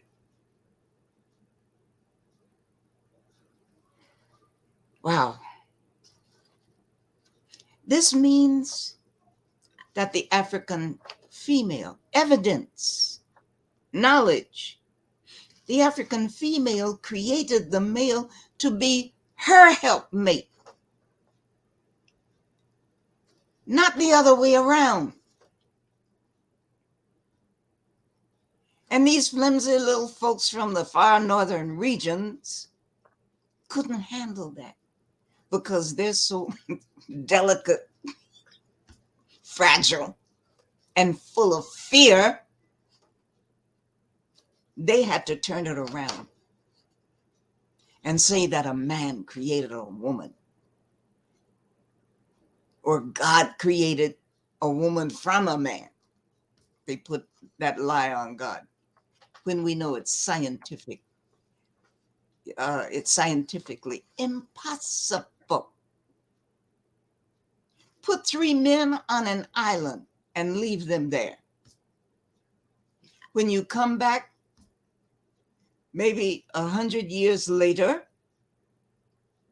there are no human beings around. Put a male and a female on an island. Leave them there. Come back 100 years, they've got a big population. It's as simple as that. It's common sense. Now, I know that common sense is not common anymore. And people are losing their minds, trying to convince others who are in their right minds that A is Z and it doesn't fit. Trying to convince others who are in their right minds that the impossible, that the genetically and scientifically impossible is possible. Come on, wake up. It's also very important to acknowledge that African people, Black Africans, have more DNA series than non-Africans. Chimps have 5. Europeans and Asians, you may as well say non-Africans, have 6. Africans alone have 9. This is agreed upon by scientists, scientific experts, genetic experts around the world.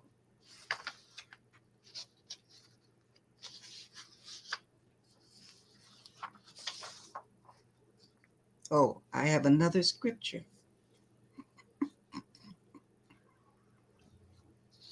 Psalm 37, verses 35 and 36. For you that have your Bibles, open to Psalm 37, verses 35 and 36. I like this one. It reads, I have seen the wicked in great power and spreading himself like a green bay tree. Talking about him controlling some one world order. Yeah, I'm paraphrasing. As one of the gods on earth, I have that power to do so. I have seen the wicked in great power. We have all seen them spreading themselves like a green bay tree. You should Google green bay trees, and you will understand what that means. The spread of the limbs is so expansive, huge. To sit under the shade of a green bay tree, that's some nice cooling action right there. Talking about controlling a one world order. Verse 36, yet he passed away. He became extinct, and lo, he was not. Lo, he was nowhere to be found. Yea, I sought for him I looked for them, but they could not be found. Whew. So it is said. So it shall be. Thus saith the Lord. And thus saith one of the gods on earth. I'm not forfeiting my godhood and my queenship on this earth. Now, if you ain't no African, that's your business. I'm moving on.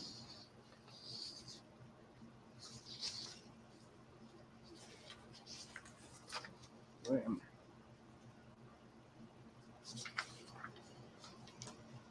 Looking at my notes.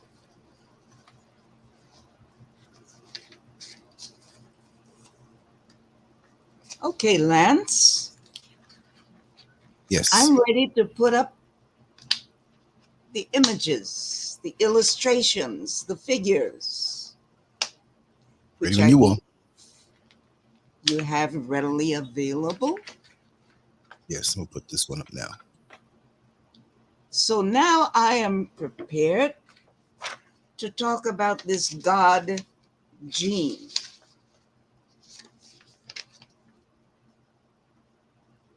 I need a little water.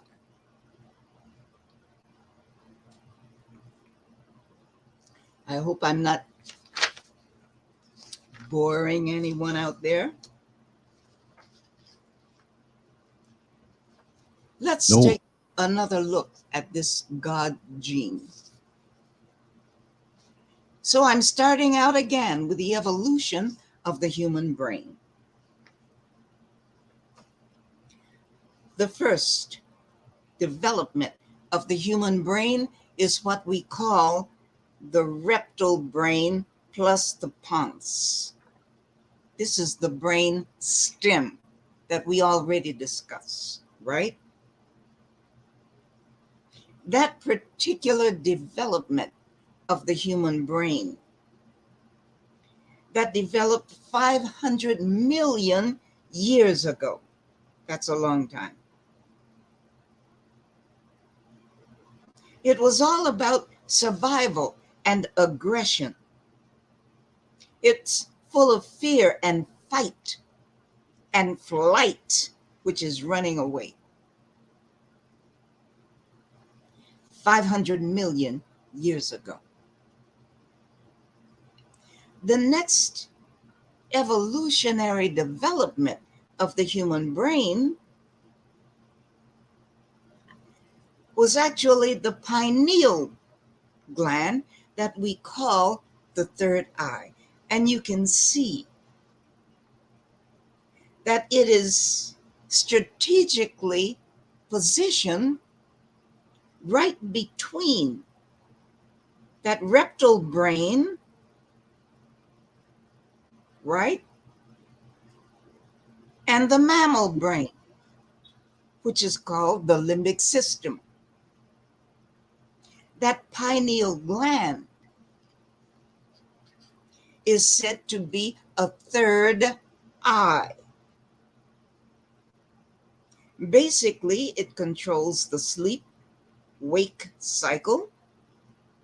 It developed 260 million years ago, and it developed to sit right on top of that rectal brain to modify it. In that evolutionary development, the universe decided we can't get rid of the rectal brain. We will build on top of it and modify it and create the pineal gland to have control over the rectal brain so that the rectal brain can be humanized, mammalized, and eventually humanized. That's more correct. So the pineal sits right in between the reptile brain and the mammal brain. Why do we call it the third eye? There is a group of scientists that claim that it was an actual eye millions and millions of years ago. It was an actual eye that was outside the brain, and it was connected to the inside of the brain by some, let's say, but it was outside the brain. But that was millions and millions, maybe a billion years ago. There are some reptiles that still have 3 eyes. Go and Google it. You will find it. Now, this particular group of scientists look at the fissures in the human skull. That fissure that runs horizontally across the human skull. When the baby is born, it's open. So we are always very careful to keep the baby's head covered so that cold air or whatever will not affect the brain that's exposed due to the space between those 2 skull fissures. So those fissures in the baby's skull have to finally come together and fuse. So this certain group of scientists say that that fissure existed so that that stem, that antenna, whatever you want to call it, on which was the pineal eye, a physical eye that could look around.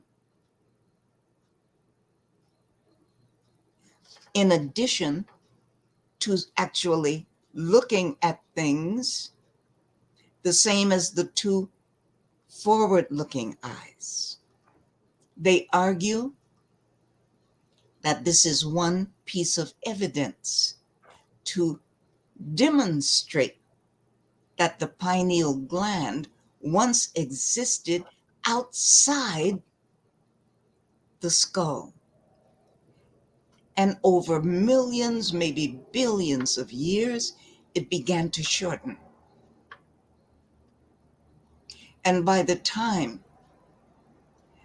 human beings were developing the mammal brain that we call the limbic system, by then that pineal eye had gone completely inside the human brain. That cord, that antenna that it was attached to disappeared. And it was lodged firmly in the midbrain of the human being, and also the mammals. Along with the pineal gland was the development of the limbic system. What is the limbic system's function? You see it here. Emotions, feelings, memory, habits. It developed 150 million years ago. So you see one layer of the human brain, evolving and adding to older layers. And with these new layers came differences. When you look at the animal kingdom, well, human beings are part of that. But when you look at mammals, they care about each other. They protect each other. The offspring are protected fiercely by their mothers. If you really want for an animal to kill you, mess with its babies. I don't care how small that animal is. If you go after the babies, the mother of that animal will give up her life protecting her babies. The pineal gland has everything to do with that, because it brought on the development of emotions, feelings of connectedness. And that spirit of connectedness is for all mammals. Have you noticed how protective cats are? I know people really identify dogs as having that protective, that strong protective nature, but cats also have it, but it's demonstrated in a different way. Cats are very protective. The least little sound, and if you have like two cats, especially, both of them, if they hear a noise outside, both of their heads will turn toward that noise, and they will sit there with their ears pointed toward that noise. So when I see my cats doing that kind of behavior, I turn off the TV, the radio, and I listen for what's happening outside, because most often these animals can hear things and detect things that as human beings we cannot. So mammals will even protect us. There are so many stories about people who healed these large, dangerous animals in the wild: lions, tigers, leopards, eagles. You know, an eagle can carry away a toddler. But if we have shown kindness or done some measure of healing to a wounded animal, and then they go on their merry way back into the wild, even years later, they remember us. And if we are in any kind of danger, they will come to our protection. How? Why? It's all because of the pineal gland that exists in those animals. So the limbic system was the second level of brain development. And third, we have the Homo sapien brain. We call it the neocortex. Neo, N-E-O, that's the French word for new. Now, when you think of the name Neo, in that movie, The Matrix, there are research papers now that are being written and published about the role and the personality of this main character called Neo. So this is the new brain, the new neocortex. And what is its function? Reason, intellect, concepts, the ability to conceptualize, right? Imagination, language. All of these developed a mere 2.3 million years ago. Compare that to the first iteration or manifestation of that reptile brain. Compare 2 to 3 million years with 500 million years ago. This evolution, this evolutionary growth is miraculous. We were pre-programmed to develop into this after starting as one human cell. And that also is knowledge. It's not a belief. The fact that we evolved from one cell, that whole evolutionary process takes place in the belly of a woman every time she gets pregnant. 23 chromosomes from the male, 23 chromosomes or pairs of chromosomes from each one, the mother and the father, the female and the male. They come together to create 46 chromosomes. And it takes 46 chromosomes to make up one human cell. And when a woman's body finds itself with one human cell, it begins to develop that one cell into a human being. I need to move on. Oh, yes, thank you. Oh, it says figure 6. It's figure 2. Okay. Yeah. Hold on. Okay. But that's it, right? Yeah. Well, it's the same figure. I corrected it, but maybe you missed Oh, okay. No the problem. email. All right. But it's correct.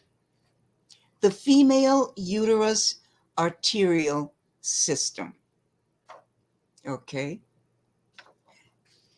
Let me go to the scripture. I'm handling all these papers. Let me go back to the scripture again. Psalm 82, verse 6, King James Version. KJV, I have said, you are gods, and all of you are children of the Most High God. I have said, I being God, the great I am, have said to you, Black Africans, that you are gods, and all of you are children of the Most High. Okay, I hear you. All right. Can you prove it? Oh, yeah. Can we prove that knowledge within the African spiritual system, within African spirituality, can we prove what we say when we claim God is within us. And I'm touching my heart when I should be touching my brain. God is in us.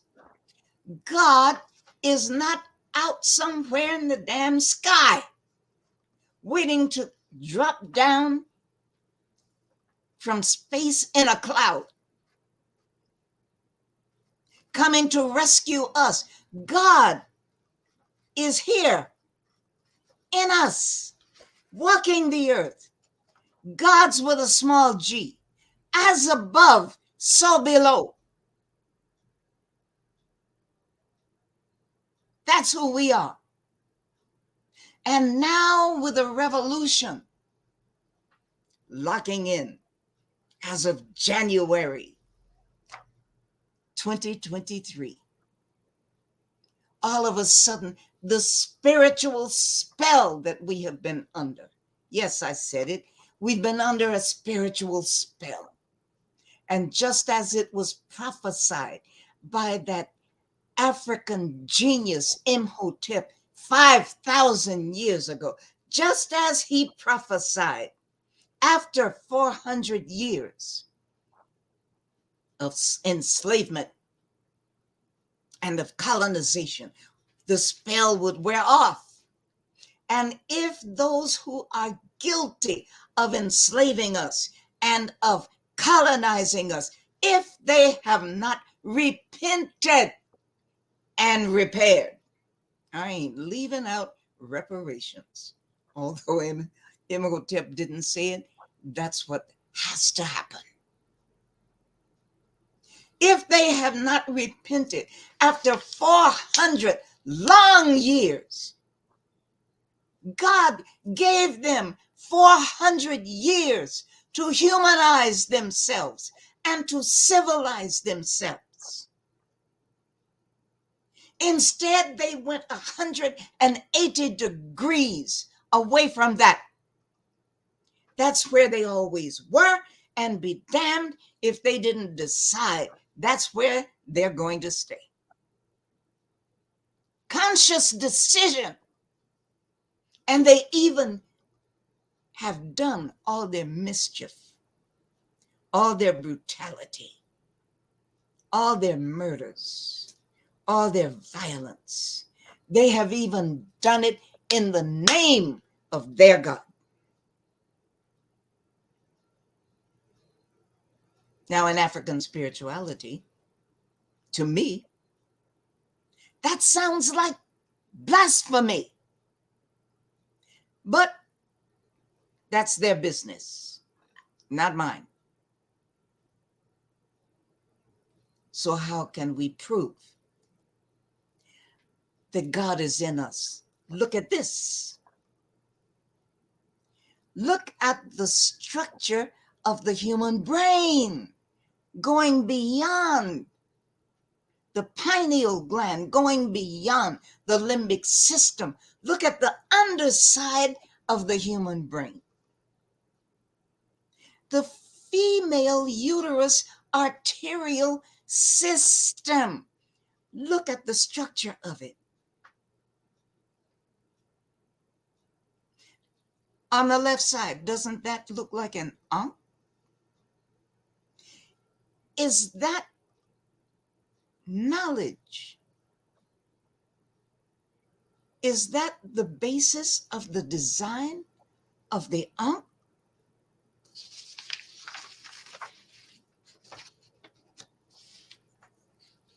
Let me go further. Figure 3.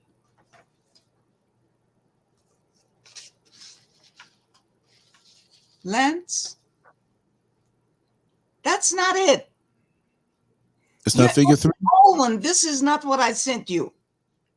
Okay, well, that was sent. All of this was sent kind of the last minute. So when I uploaded it, maybe it picked up the old one because I picked up figure 3. So give me a second.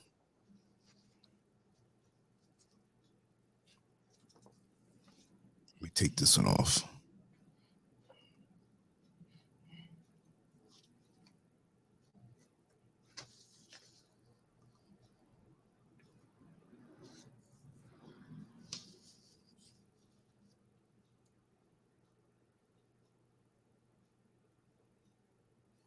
I sent them around 2:00. That was an hour before we went live. Yes. I didn't even know Shortly before you arrived. we were doing a show today, you know, so that's why I was away and had to rush home. So hold on. Yeah. Anyway, I can keep talking. So when we start talking about godhood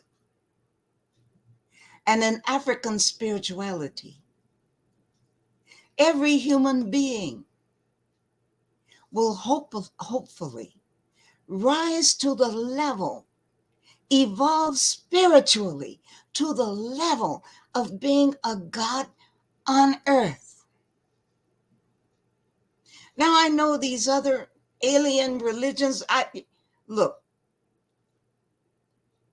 I don't know what they. This Yeah, is not I it. do know, but I'm not talking about them. I don't talk about them. The more we talk about them, the more energy we are sending to uphold them. I'm talking about my folks, you know, Black Africans. Yeah, I'm ready for the figure. Was that it? Figure 3, yes.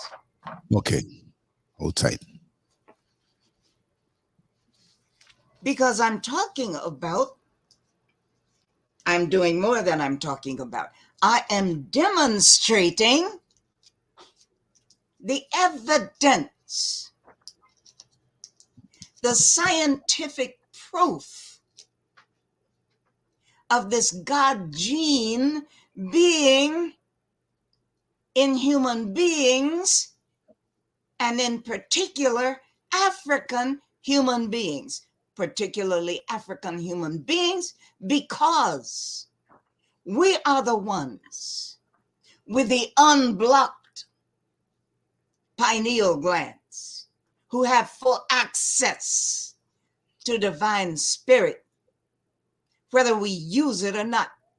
Now, if we don't use it, then the powers of the pineal gland diminish. You don't come into full power. So all you can be, instead of a God walking on earth, you're just a victim. I ain't that person. So back to the proof. Look at the placenta that comes out of a woman every time she gives birth. What does it look like? Here's the tree of life. You see the branches. You see the leaves. You see the roots. These are real, actual placentas. So this whole concept of a tree of life is right there for everyone to see. Look at that. Physical evidence. Next slide. This is not a PowerPoint. Next figure. Oh. Figure 4. No. Lance. You keep going back to the old one. That one was that's from last week. Yeah, but see, I have them all stored on my computer. You got to remember, when you sent the email to me to say we're doing a show today, I didn't know we were doing a show. I was way on the other side of Accra. I rushed home and I downloaded it. Listen, I have some figure 4s, several of each figure. So when I'm pulling them up, I didn't know which was which once I downloaded them because I had no time. We got on this show at the last minute. Because figure 4 is we're not going to do a show, 2 shows until next week. So I wasn't even expecting to do a show. But anyway, let me go look for it. Just let me know if that's good enough. No problem. So it's the Ankh, the symbol of divine life, and the meaning of the 3-in-1 equation. Okay, I found it. Okay. So let me explain, Lance, what I'm doing so that you can see method to my madness. I have all these figures, all these illustrations, right, that I teach with. So each time I do a show with you, I mix them up. Some I use, some I don't use. Some I just create. I just created this one. Okay? So always look, and I know there was some confusion about my coming on today. All right.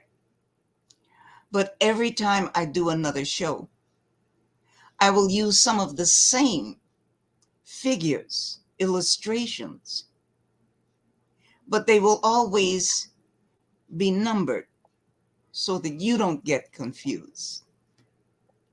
Yeah, so what I have to do, each show, send me the ones for that show. That's what And I've the been other one, doing. I'll erase off to the computer. I've been saving them. So I'll get rid of them. So with each show that you send me, just even if it's the same ones from before, just send me those for that show. But like I said, I had no idea that there was going to be a show today. I was cross town when you told Yeah, me you're going to be I ready for the show. understand. Yeah. So I had Yeah. to do things lightning speed. So And yeah, I we'll do it. appreciate your making room. No problem. And I appreciate your making room for me despite the confusion. You made room for me so that I could do this presentation today. Yesterday was just not possible. Even today, it's rough. So I've got people coming in after I finish recording this show. So let's move on. I'm talking about proof that God is within, or at least within African people. If you're not an African person, within African spirituality, it doesn't, you know, it doesn't apply to you. So, let it be so. Now, in the churches, when they refer to God, they speak of the three in one, referring to the Godhead. And the three in one, they explain it that one and one makes three. And the way they explain it doesn't really make any sense. But the three in one is supposed to represent the Father, the Son, and the male Holy Spirit. So they took the feminine principle, which is the Holy Spirit, and they turned it into something masculine. How can I say that? Because they always refer to the Holy Spirit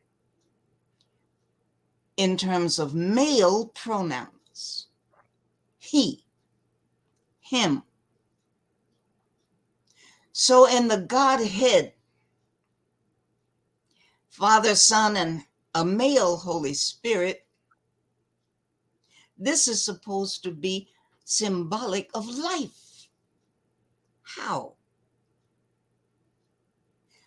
How can you put three men together and come up with a concept of universal life, of human, especially human life? So I'm going to break down the meaning of that three in one in African terms. Now remember, they raided the libraries of Alexandria and they found the feminine principle in everything, and they didn't like it. They have never liked women. If you go back to the Neanderthals, if we study Neanderthal behavior. Now, the Neanderthals, remember, are their ancestors. They look like their ancestors. So when you see them, you're pretty much saying a Neanderthal or a Denisovan if you go toward the Asian part of the continent, the Eurasian continent.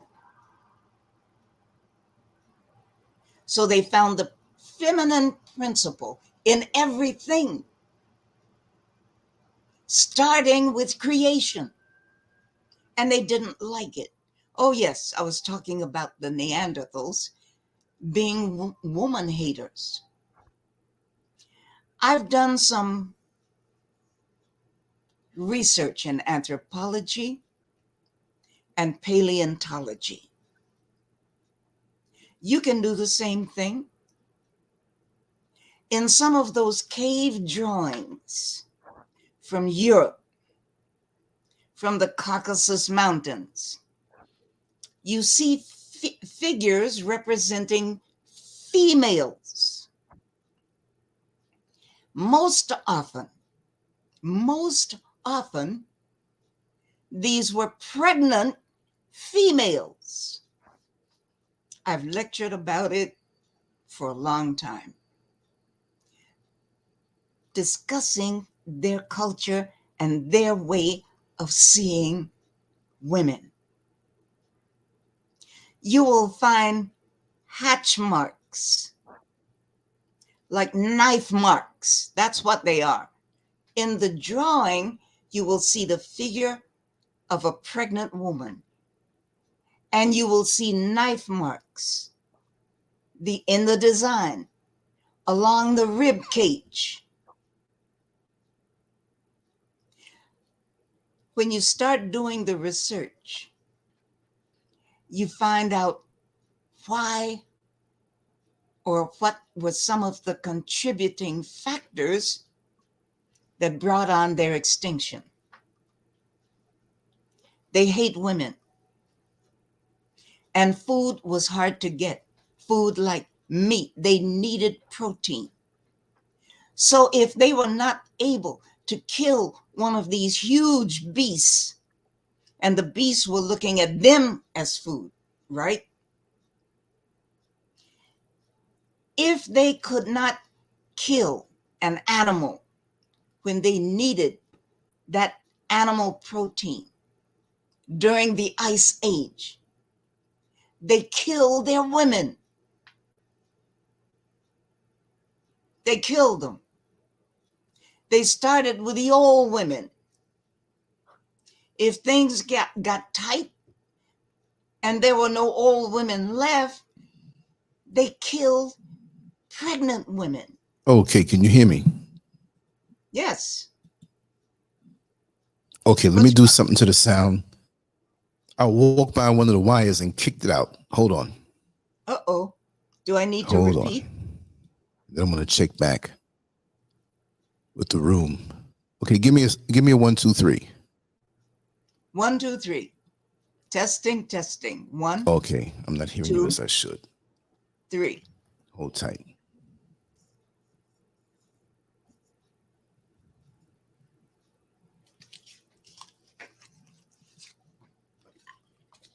While you're doing you can hear me though, right? I can hear you. Okay, let me change my settings here. And let me know how far back I need to go. Okay, I see what it is. When one thing goes out, it's a domino effect. Okay, yeah, the sound's back though.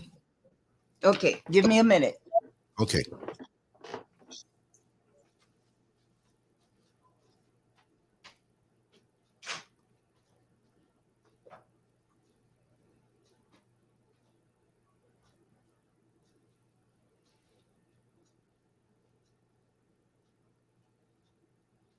Okay, yeah, the sound is back. I actually got up to use the restroom and came back and kicked one of the cords, and it's like I had to figure out which of these gazillion wires I had to put back together again. And I had to go in the program, then I had to go in this module. So I know my stuff, but I had to work quick. So sorry about that. Sorry about that. Just waiting for her to come back. All right. Thank you.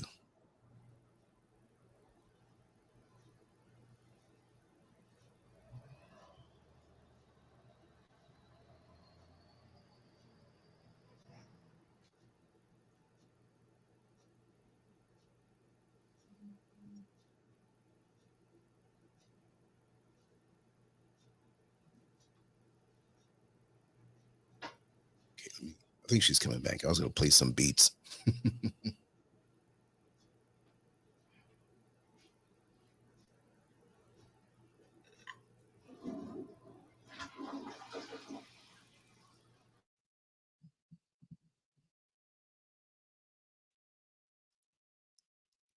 Okay. The beauty of the mute button.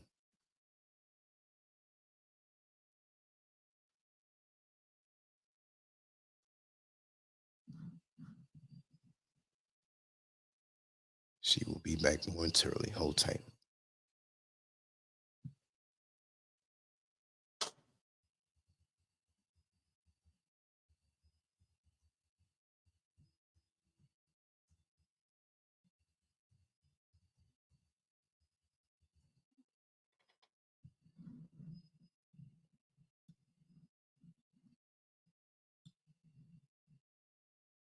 Okay, here she goes. Let me take this banner off. Okay. All So right. how far do I need to go back?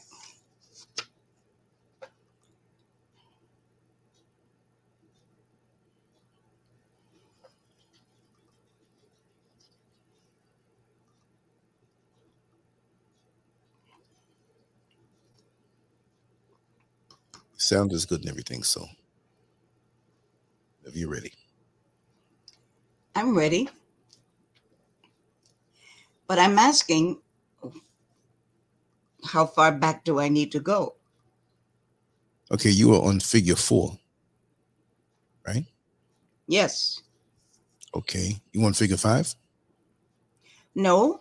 Do I need to go back to figure 3? Only if you want. Well, it's because of the sound. Okay. That was just immediate. That was like under a minute, but I'll put that back up.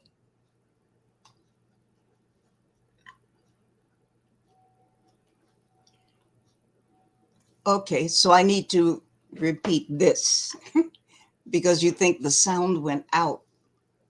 It only went out for a minute because when I came back, that's when I kicked it.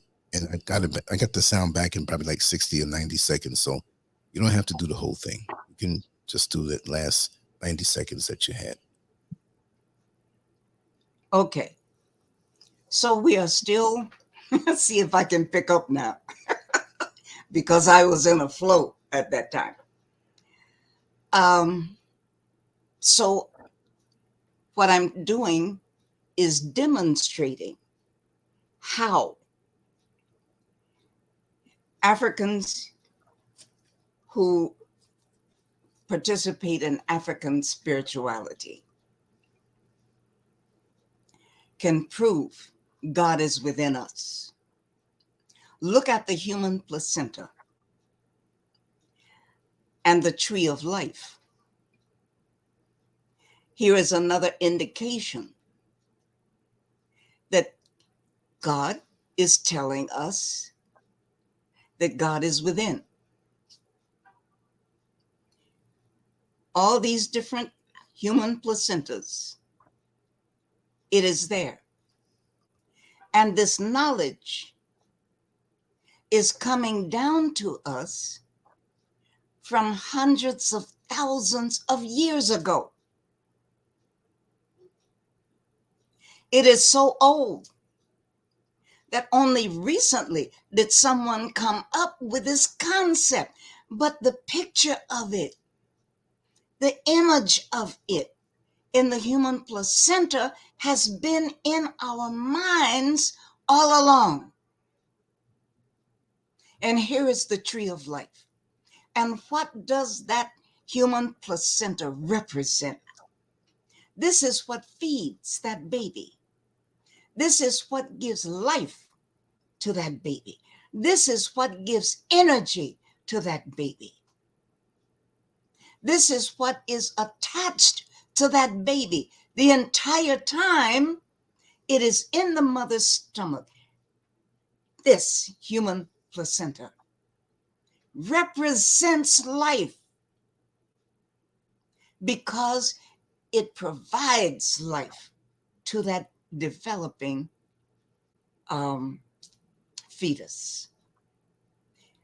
So now we have this image of the tree of life. It's really a symbol. But the understanding of that symbol is so deep. Hundreds of thousands of years ago, it was placed in our minds. And the significance of it was placed in our minds. And here it is. And I heard something just today that blew me away. Whenever there is a tree in a cemetery, remember, in a cemetery, and that tree has been standing there for some time. If they take a sample from that tree, guess what they find? You can't guess. I know I certainly couldn't. They find human DNA. See how we are all connected?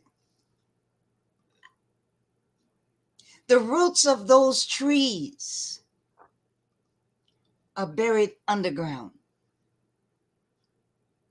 And those roots get inside the caskets and reach those dead bodies and take something from them. They share something so that you can find human DNA if you take a sample of a tree that sits in a cemetery. This is amazing.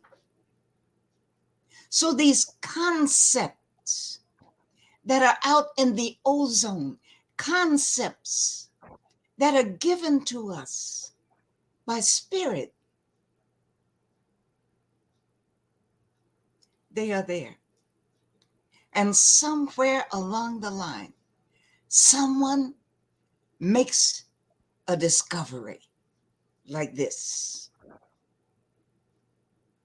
And it represents life. It's called the tree of life.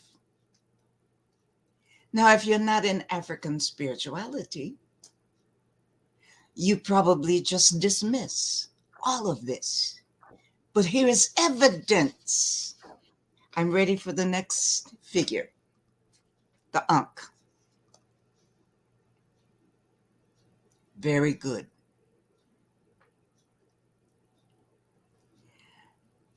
All right, so I think the sound went out as I was discussing the meaning of this 3-in-1 equation that is set forth by the church. It doesn't matter if you are Christian, Catholic or Protestant, it doesn't matter. This concept is held within Christianity about the 3-in-1. And the 3-in-1, that equation is said to represent or symbolize the Father, the Son, and the Holy Spirit. Now, the Father is male, the Son is male, and they have made a male out of the Holy Spirit. You see, when they raided, them folks, when they raided the libraries of Alexandria. They found so much knowledge. And all of this knowledge involving creation and life and everything, it was always feminine dominant. And they didn't like that. They've always hated women. They killed their women. If you go back to the Ice Age, when they were living in those caves for almost, actually more than 1,000 years. Go figure. Who can tell how they survived? But in those extremely cold temperatures, they needed the protein that comes from meat. Now, mind you, the animals that they needed to kill were huge and dangerous. Those are the same animals that were looking at the Neanderthals and the Denisovans and everybody else. They were looking at humans as food, and the humans were looking at them as food. So if they were not able to make a good kill, and they had to go back to that cave, hungry, starving, in need of meat. I'm saying they were in need of meat because there was no vegetation. The ice sheet that covered the earth went to the tops. It covered the tops of the trees. So nothing grew. There was no way to grow anything. There was no gathering of roots and herbs. No, that wasn't possible. So the role of women was cut off. Let me restate that. The role that Black African women naturally played as small animals, small game hunters, and as gatherers of roots and herbs and all of that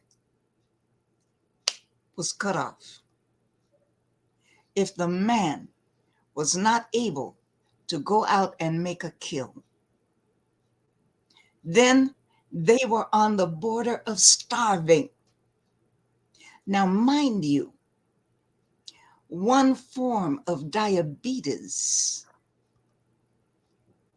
is a result of starvation among Neanderthals and Denisovans during the Ice Age.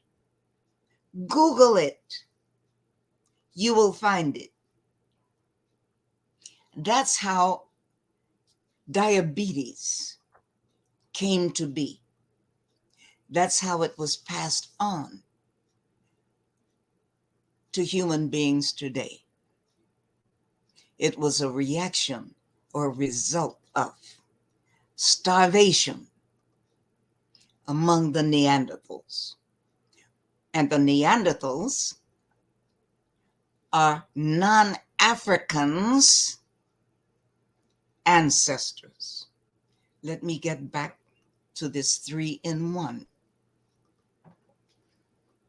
and their way of thinking about women. I have done anthropology research. I have done paleontology research, looking at the remains, all of the evidence connected to the remaining cultural indications of these Neanderthals during the Ice Age. Now, inside those caves, you can find figures, drawings of women. And it was, for some reason, it was usually pregnant women. It's important to remember that particular fact. Pregnant women, images on the caves representing pregnant women. So in the drawing, along the rib cage, you see something that might look like a design, but it's not a design. You find these hatch marks along the rib cage of the figure.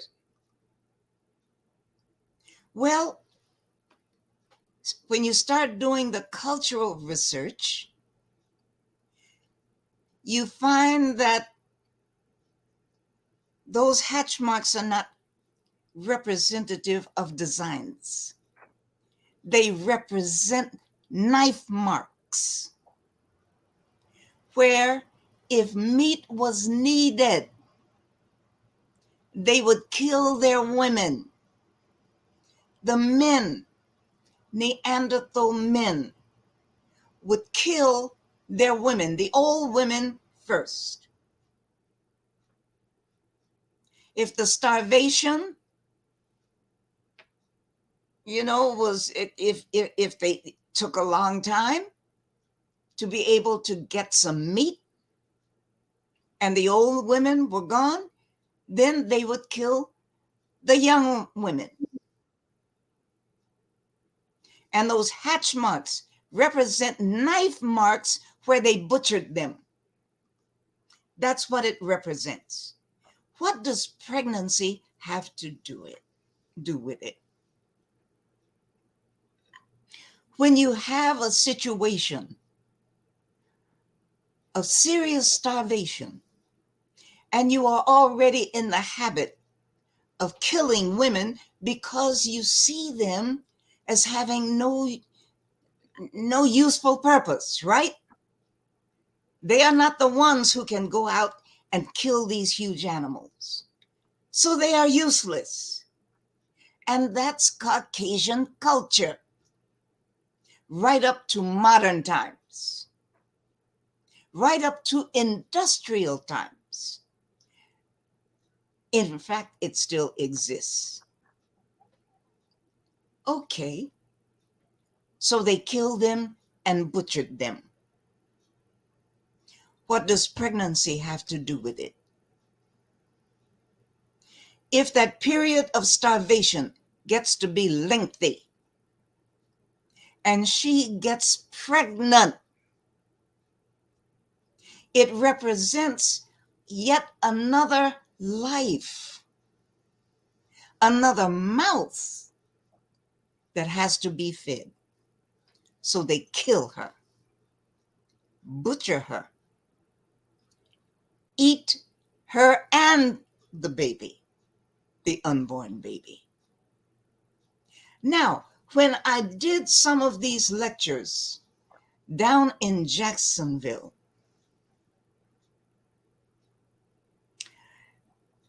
I was surprised at the response of white women that were in my classes, in my workshops. Because when I brought out this point about pregnancy being a trigger for Caucasian male violence, there was a change in the atmosphere of the room. A big change. Everyone could see it. Everyone could feel it. And finally, one of the women gave this information. It happens today. A lot of white male, Caucasian male violence in a marriage or a relationship. If she gets pregnant, it triggers him to become violent from that point on. Everything can be lovey-dovey up to that point. But when she gets pregnant with these certain males, it triggers him. He becomes violent from that point on, and he will kill. True story. We have a lot to learn. We have a lot to learn about ourselves. And the more we learn about ourselves, the more we can love ourselves. So then, as we go through, as we matriculate through the education system on these high levels and begin to do independent research, you think they want us to find this out? They don't. They are supposed to be the people, the beautiful people, the civilized people. What? We have tried for 1,000 years to civilize them ever since they came from behind those glaciers. Like animals, they were in bad shape. And we tried our best. Right up to the time of Martin Luther King. It was too late by the time he figured out that he just might be leading his people into a burning house. You got that right.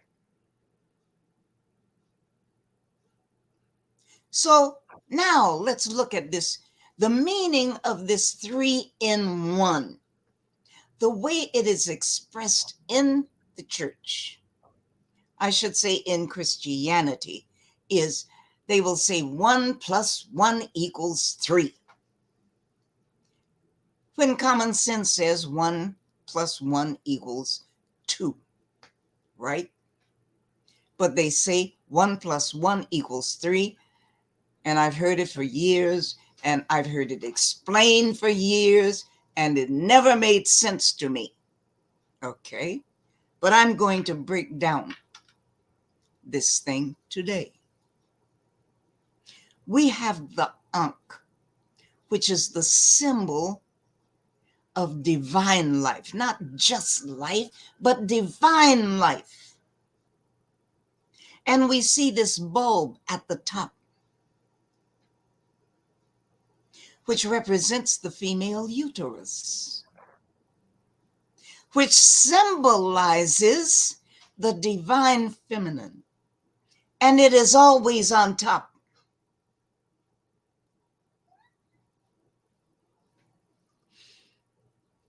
And second, you see the stem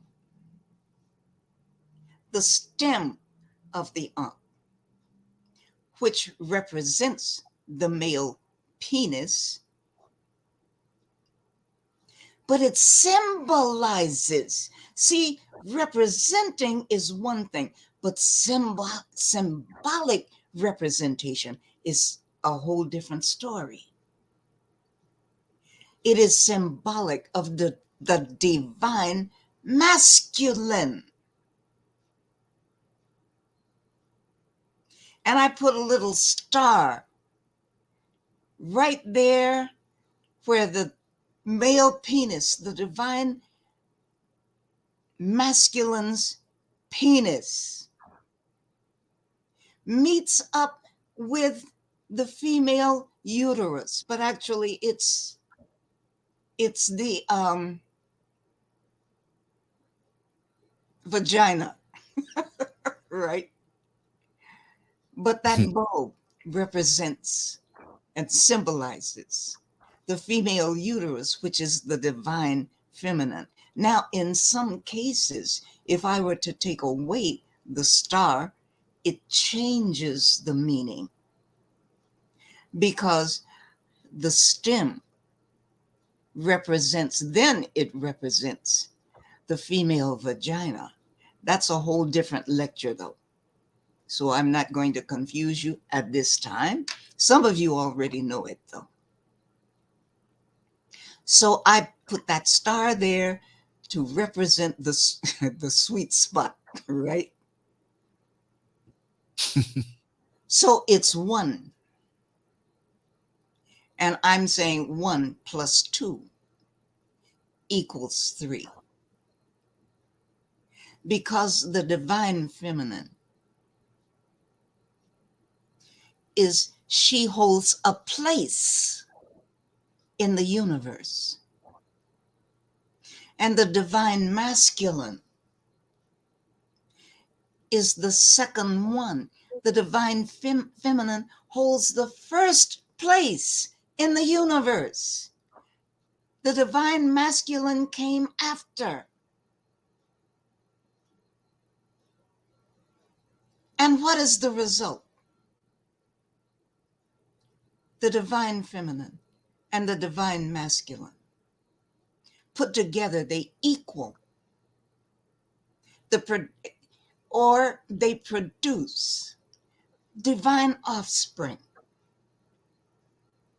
That's what it represents symbolically. That's the symbolic representation of the Ankh. And inside the rendering of the female uterus, you see the unborn waiting for the divine feminine and the divine masculine to come together and produce him or her. So this is symbolic of the divine life force symbolized by the Ankh. So when you hear of the 3 in 1, in African terms, this is really what they are talking about, but they refuse to give the female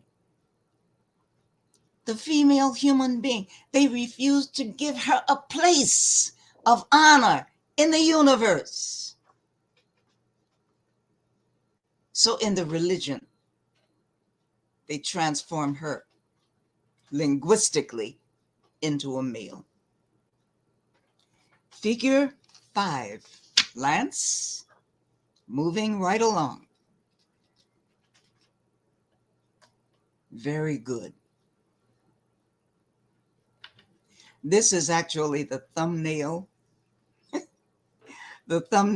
of a video I'm going to put up on my channel. But you see the divine feminine and the divine masculine together. Together we don't represent, we are the most formidable force in the universe here on earth. We are born with a capacity, with a capability to be gods on earth if we will but stand on 2 legs, 2 feet, and claim our spiritual heritage. Oh, I've got to repeat it again. I have said, ye Africans, you Black Africans, you are gods. If you will but stand up and claim your godhood. Not in terms of just becoming, you've got to be. And the more you act as if you are a god on earth, the more you develop spiritually and become one. So that now, in this 5th dimension, you have the gifts that have been developed within you to deal with this fifth dimension reality. So you can bend time. You can lengthen it. You can shorten it. You can hear others and what they say about you. Oh, yes. Hearing voices. Yeah. And there's nothing spookified about it. These are our God-given spiritual gifts. How do you think it is that God is what they call omnipresent, present everywhere? Because God is in us, experiencing life on earth as we live it out. As we experience it, we are sending that information back upstairs through the Godhood that is in us. Direct communication, as above, so below. We are able to manifest things, not run behind them. You get to that point of development that, well, everybody needs money. We know that. But those who have developed to exist within the fifth dimension, we don't have to look for money. You know, that mentality that's always running after money. The universe brings it. Just like that.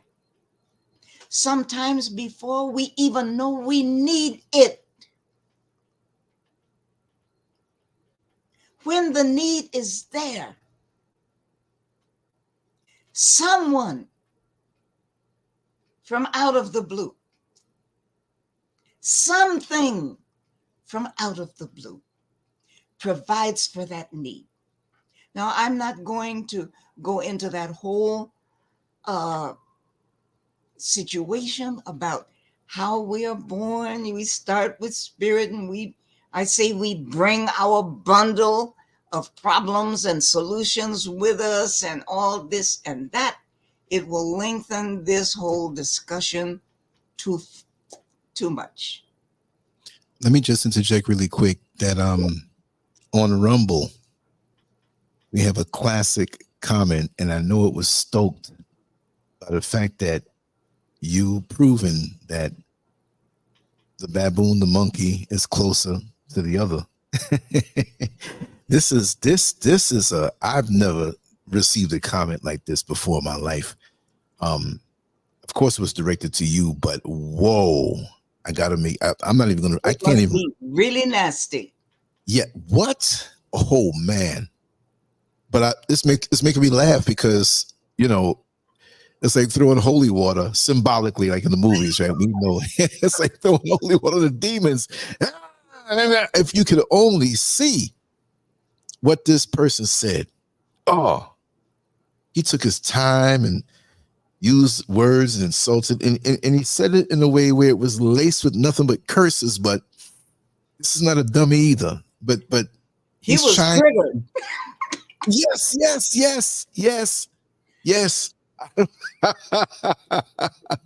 You can let me know after the show. Yes. What I'm gonna do probably is try to take a screenshot and put it up in the community section. Okay. Maybe, yeah. So everybody can see it. So everybody can see it. Yeah. That would be great. Yeah, go on and do what you do. I'm here. I'm going to try to do this right now. Yeah. Right. So where was I? Talking about this divine creative balance. We are different as males and females.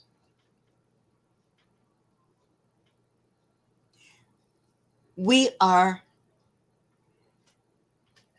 what is it called? Compatible opposites. Each one has strengths. Each has weaknesses. but we make up for each other's strengths and weaknesses, so that when we come together, we are the most formidable force on this earth.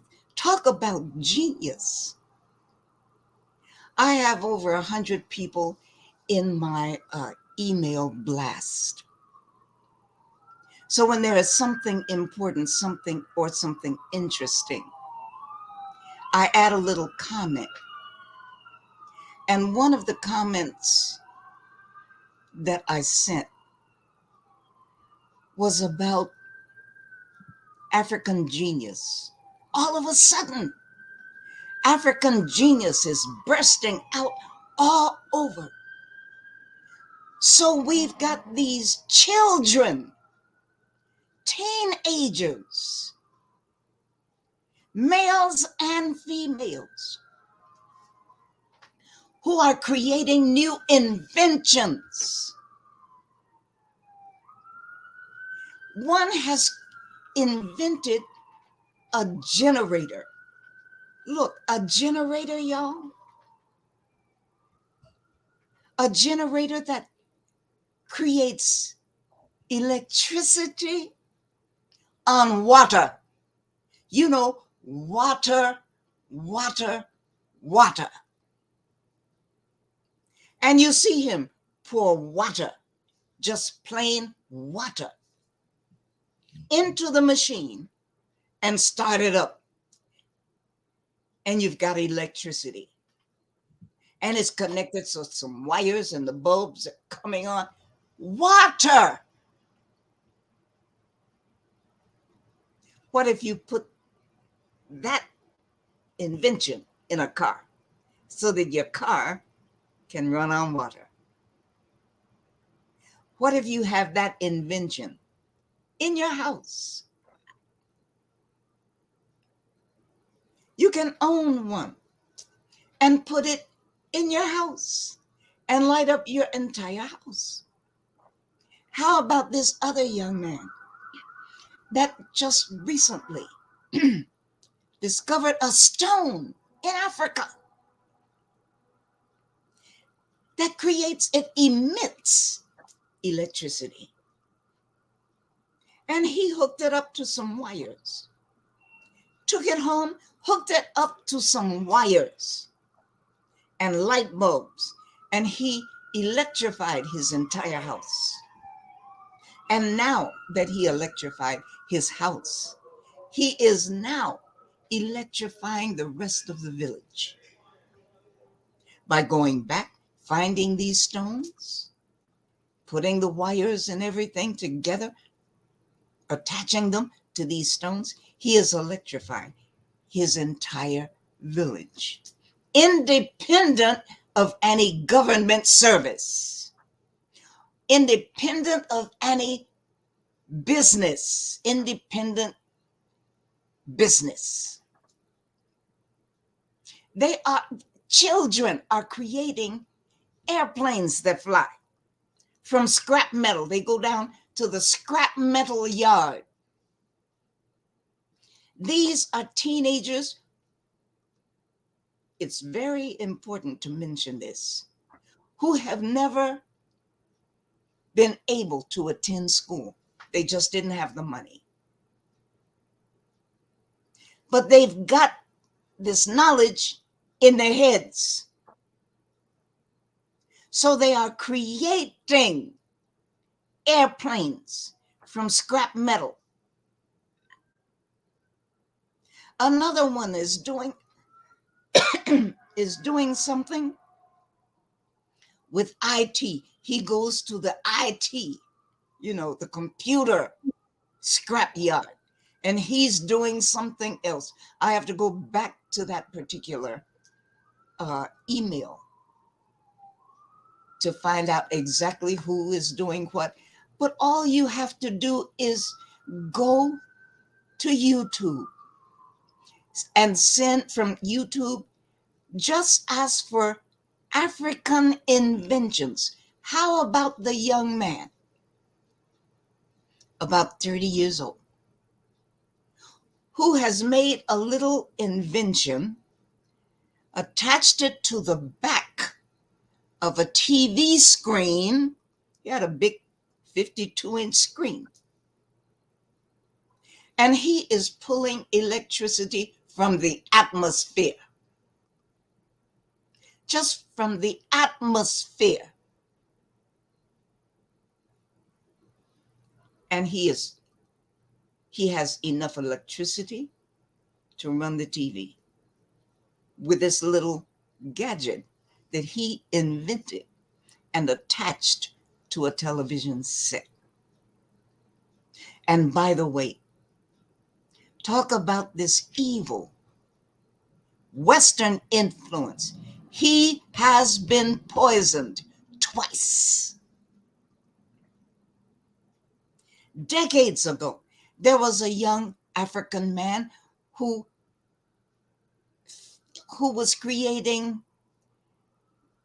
a gasoline substitute from some herb, some bush that grows wild all over Africa. And he knew how to work with it, turn it into fuel. As soon as it became public, he disappeared. So either they killed him or they bought him off. And that's the way it goes. So if you go to the YouTube and just look for African inventions, one after the other, one after the other, especially these kids who have never had formal schooling. One has created a helicopter and it flies.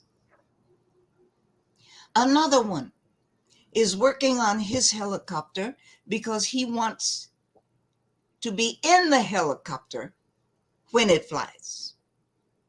He gets it up off the ground, and after a while it crashes,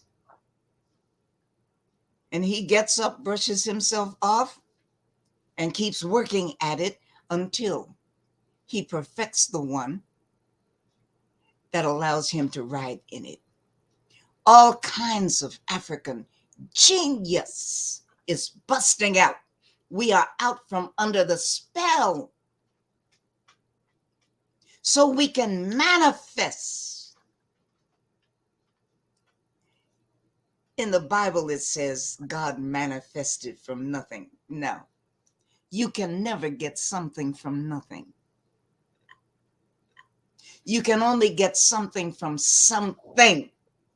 So that concept, creating something from nothing, doesn't exist in African spirituality.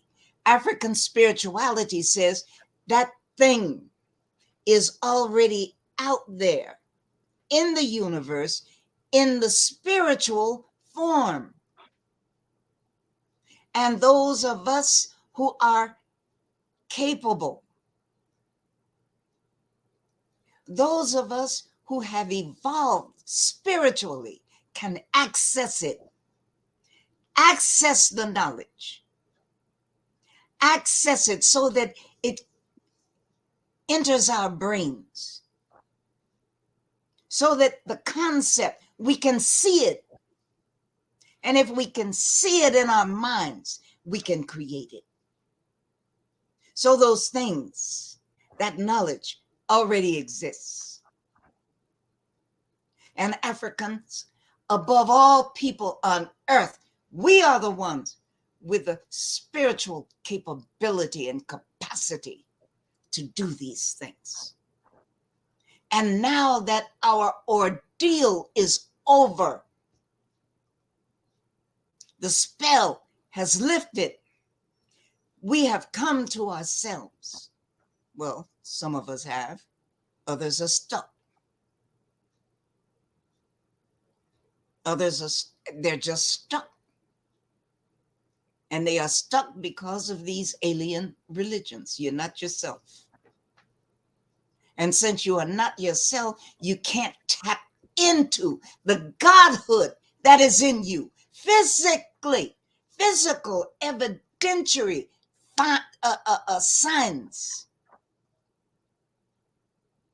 that we are gods on earth. Not only are we gods on earth, we can physically point to parts of our bodies,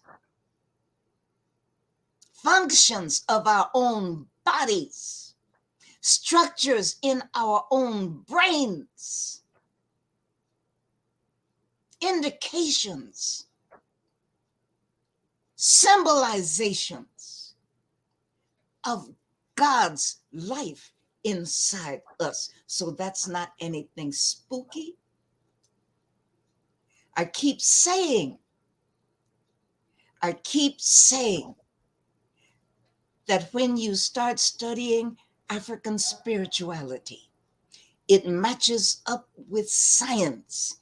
It matches up with numerology. It matches up with chemistry. It matches up with biology, and on and on and on. African spirituality is scientific. Now it's up to these other folks to demonstrate the same thing with theirs. But I don't bother with them. That's their problem. African men and women, Black African women and men, have got to stop the foolishness, have got to get out of this Western matrix that ain't about shit. Come to yourself. Some of you already know what I'm talking about. You have already chosen your divine mates. You are the ones, and your children are going to be the ones who rule the world. Can I have the next figure, Lance? Yes. The last figure. And this is what I want Black folks, Black African folks, to keep in mind. See these babies? These are representative of our divine children. These two children are siblings, and they are actually royals, and you see them dressed as royals. This is what we have left behind. This is who our children are supposed to be. Look at their eyes. You see godhood and God power in their eyes. When I first went to Africa, the first thing I noticed when my feet touched African soil, when I looked in the eyes of the African children,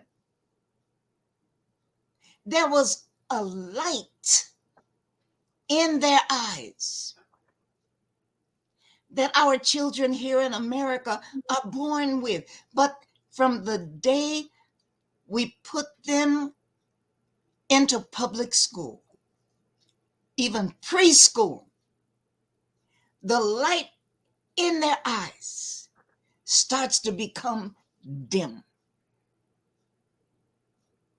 Look at the light in their eyes. Now I know this is just a photograph, but when you go to Africa and you see the real thing,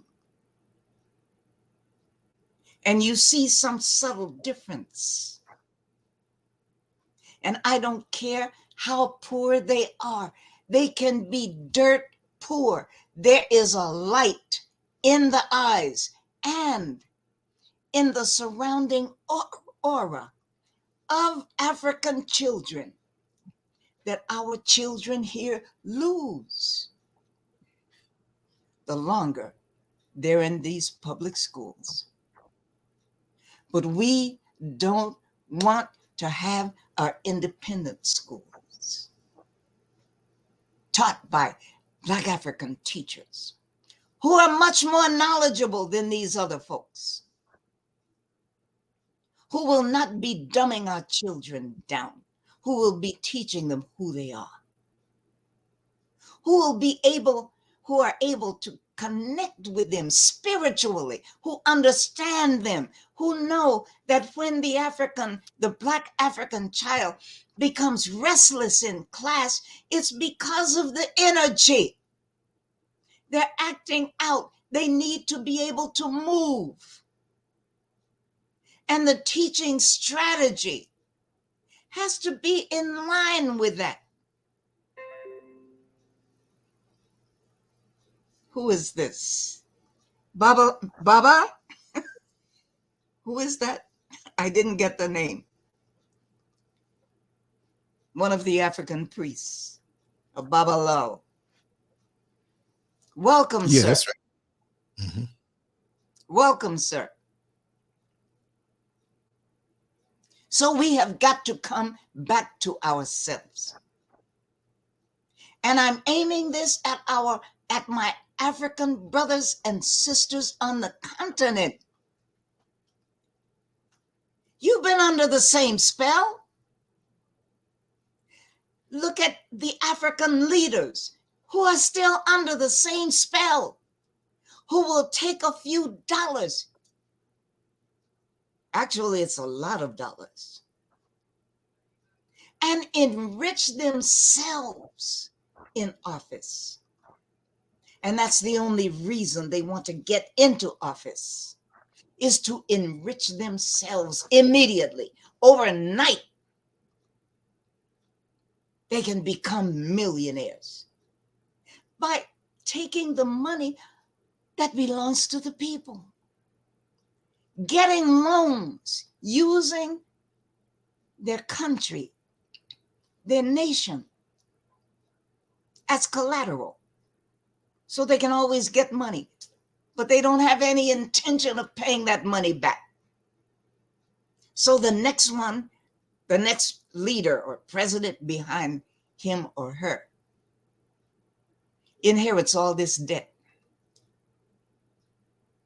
And they will have so many exotic cars and yachts and airplanes, private airplanes, and wow. And in their own country, they don't have schools. I think it's in Niger that has just recently had a coup. Maybe it was not Niger, it was that other country. I can't think of the name.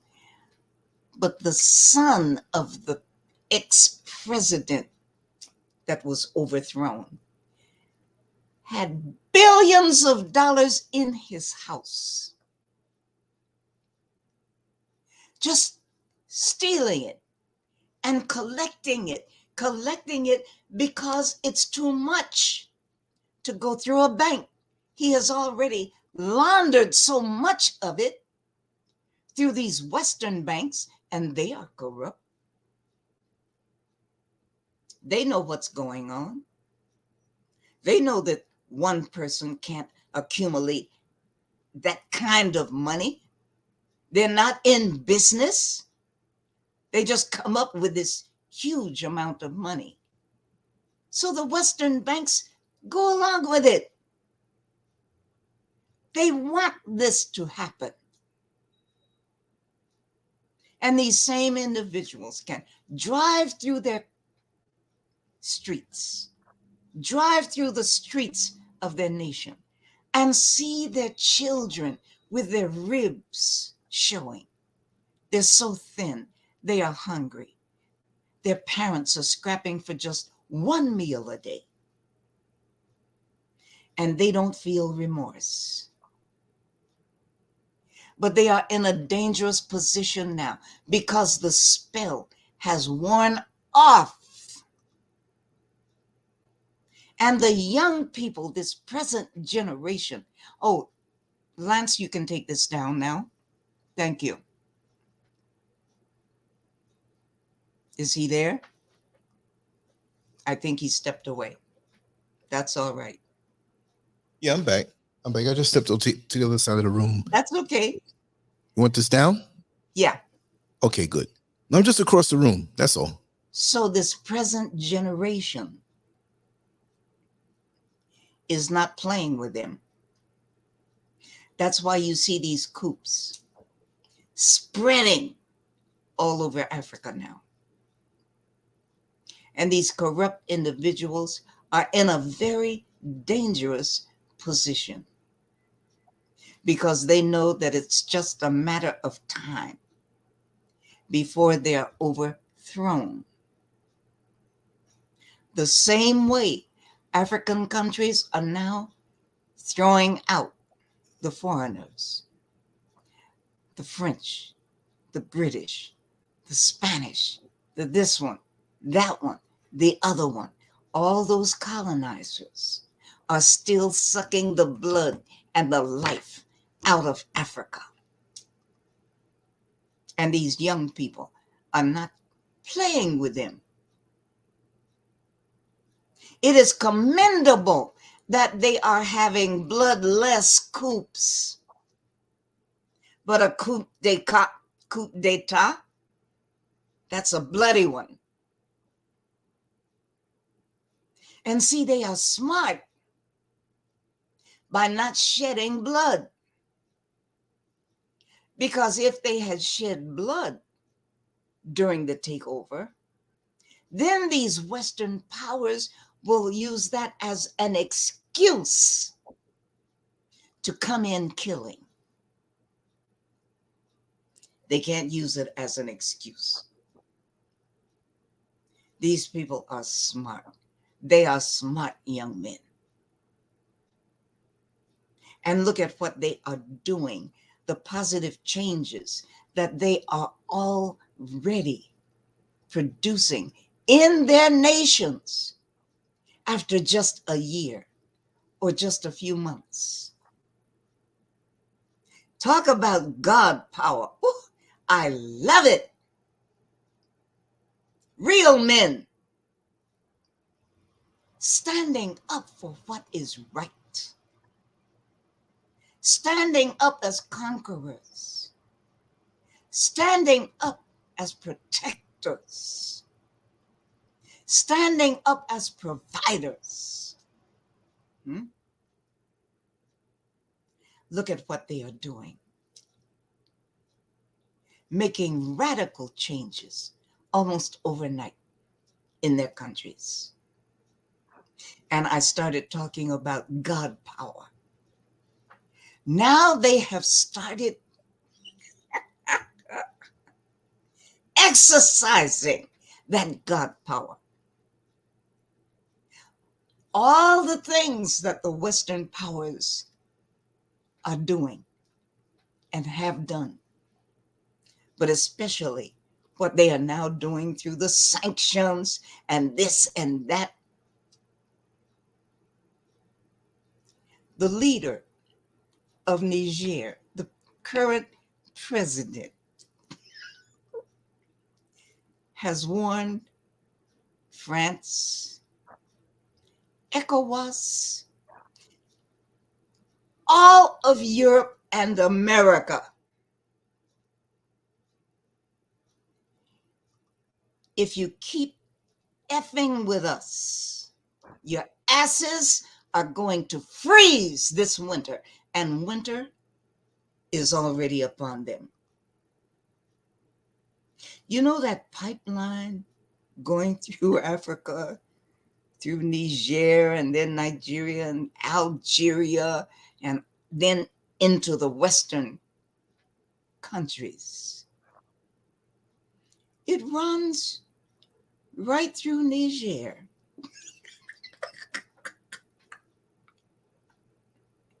And Niger is saying, you ain't gonna get it. Do one more thing. I dare you. Just do one. Do one more thing. And your ass is going to be grass. Now, I am certainly thought about this when they started messing with Niger. And it dawned on me just yesterday. This is why they are fighting so hard to get Bazoum back in power.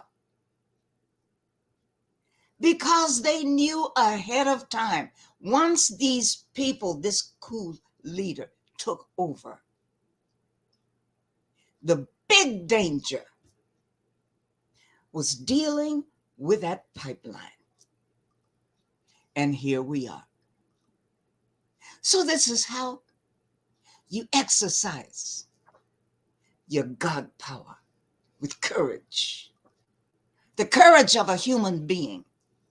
The courage of a human being who knows that he or she has God power within. And that together as men and as women from Black Africa, we can overcome, outthink, outsmart any other force, power, group in the world, on earth, in the universe. And that's where I'm going to end. Thank you, beloved. Are there any comments? Let me open up the line and see. Yeah.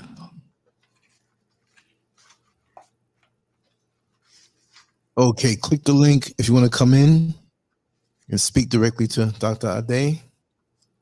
We should be more than welcome to speak with you. Absolutely.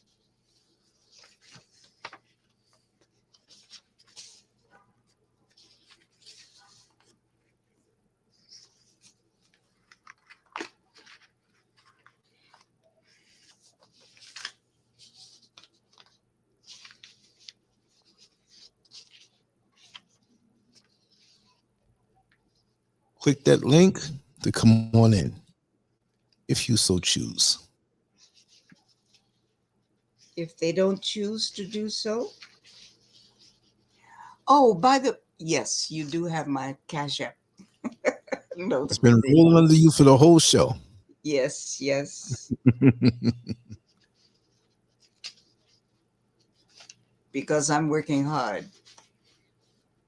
Well, that goes without saying. If they have working hard in the dictionary, it's your face that's going to be the visual going along with it.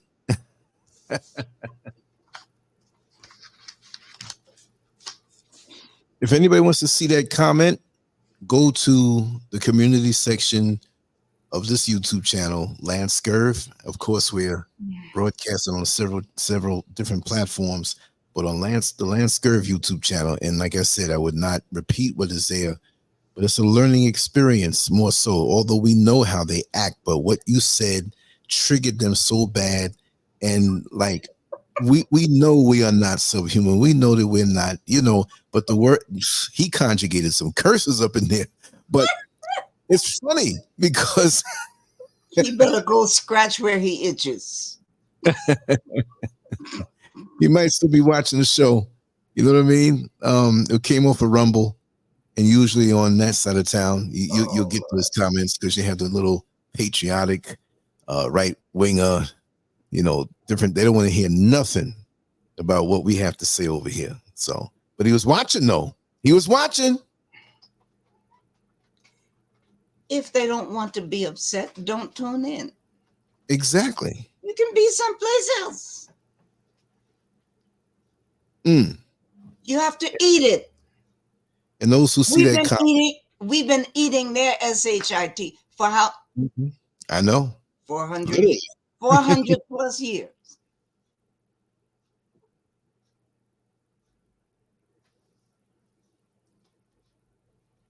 Things are changing. And things will never be the same.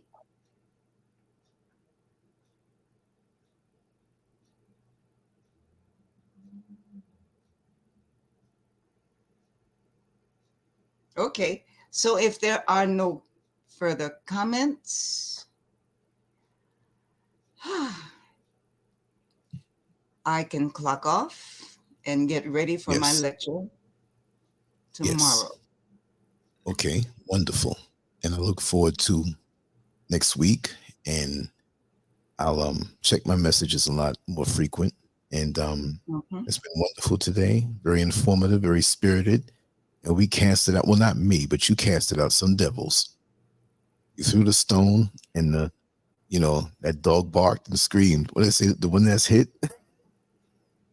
Oh, you said you were going to put that up in the chat. I don't see it.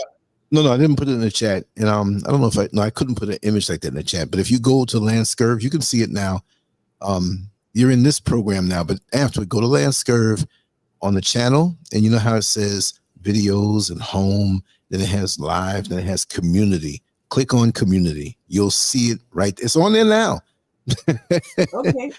Yeah, and I want anybody who goes into the community section to see that comment. Make a comment below that. Make a comment below that, and you can use any words freely. But yeah, that's really a display on how they are. It's in their DNA. They can't help it. Your words cut through, and you especially, and I know what it was too when you said that's their researchers that put that together. I know it. Damn it! And he got on there and typed and called you some names.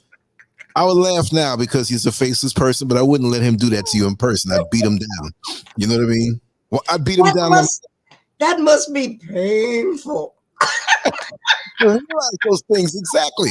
That's why he lashed out on you. Exactly. Yeah. Real painful.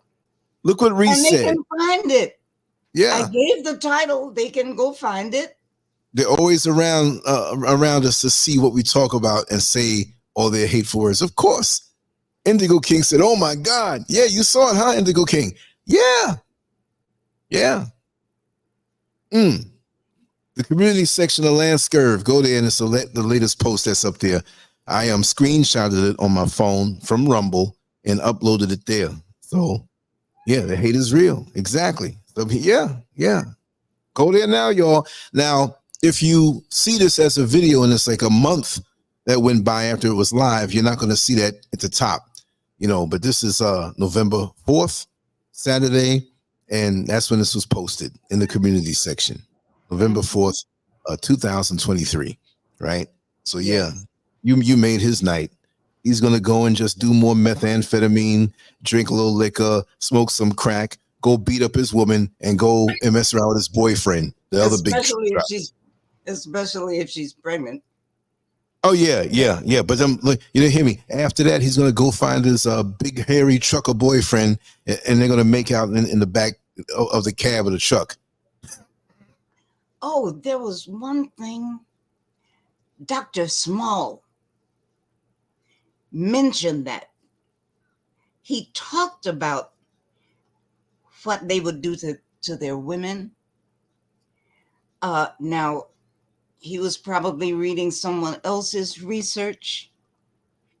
In my research, I found the actual research where those are representative of knife marks where these women were butchered, right? And Dr. Small said you could find teeth marks on the bones, but actually it's knife marks where they were butchered. So they were, cutting and scraping the meat from the rib bones and everything. But Dr. Small, I didn't have this. It's not late. We are still rolling, right? Dr. Small added something that I had not thought about. He said, as women became scarce and male sexuality is ongoing, right? Sometimes there were no men around for them to pleasure themselves. You know where I'm going.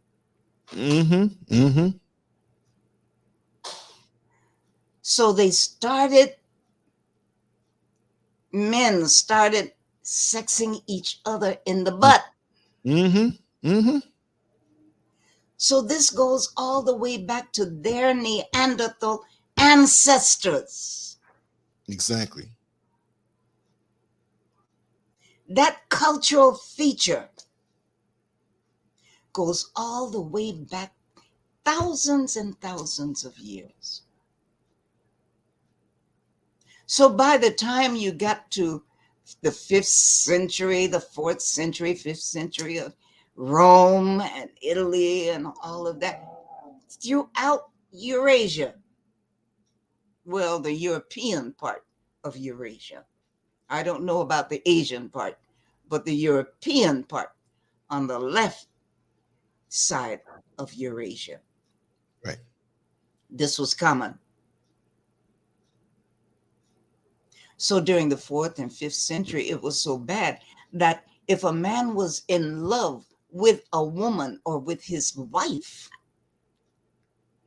this man was, they said something was wrong with him. This is not normal. What? Yes.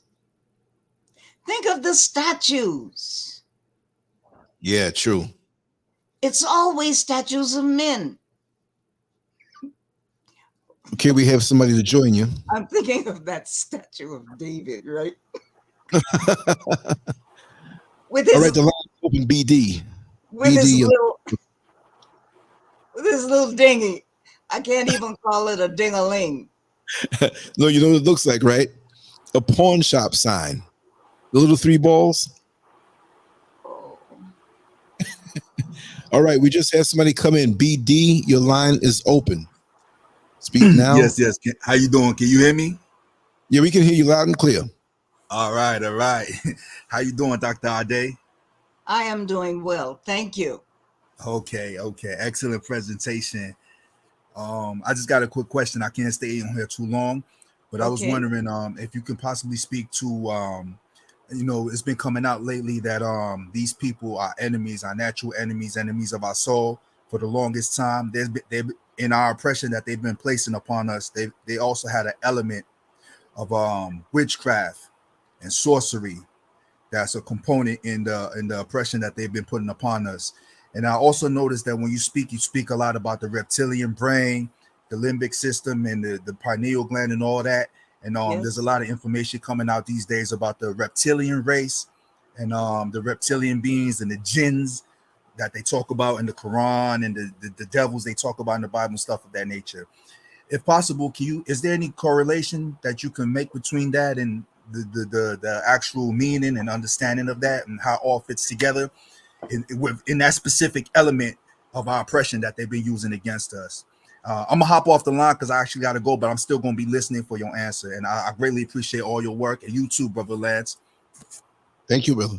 Thank you so much. All right, now. Yeah, thanks for tuning in.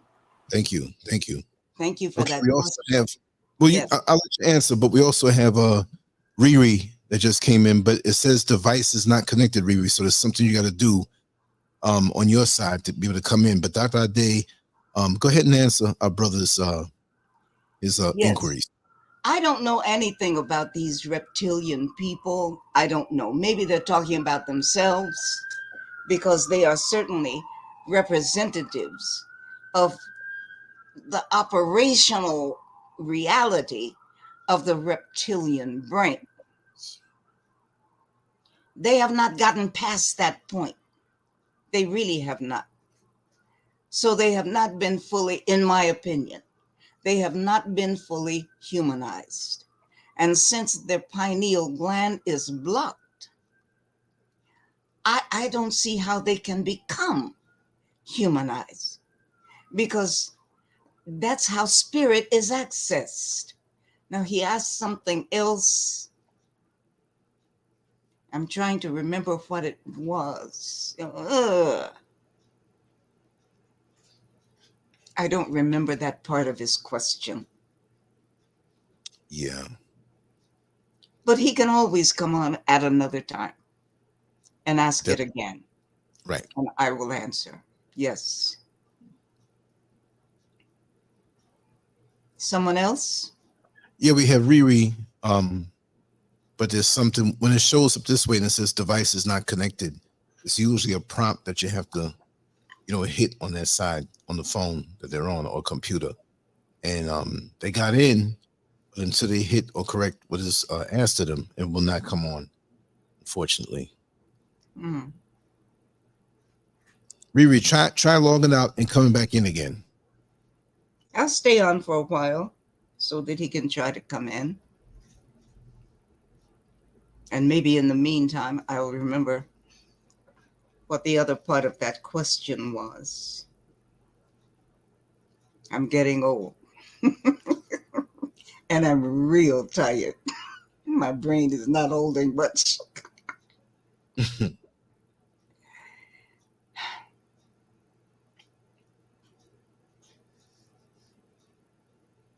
Oh, I remember.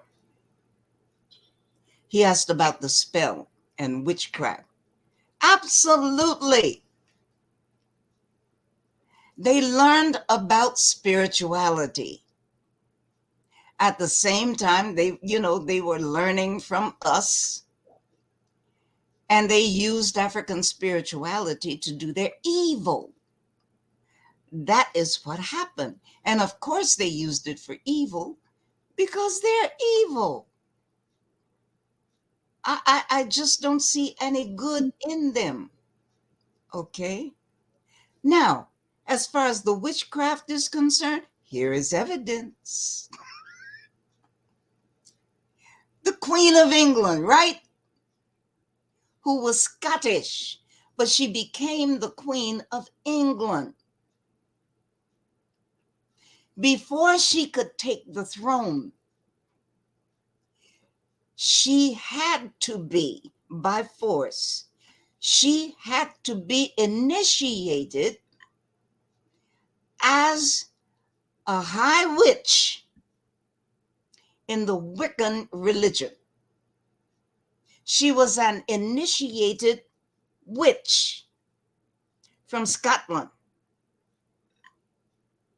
Some people miss this. I don't know how. They saw everything else. During her burial ceremony, they had days of ceremony with pomp and circumstance and all of this, right? Now, so that I don't forget it. While they had this big royal gathering, there was some guy in a black robe with a hood walking. He was a priest. He was a witch. He was a warlock. And he was just casually walking back and forth. Everybody saw it, but people want to ignore it. Witchcraft. He was a witch. He was a warlock. Let me get back to the Queen's burial ceremonies. At one time, they had a huge ram, a big he-goat. And they led this big he-goat out into the courtyard to be sacrificed.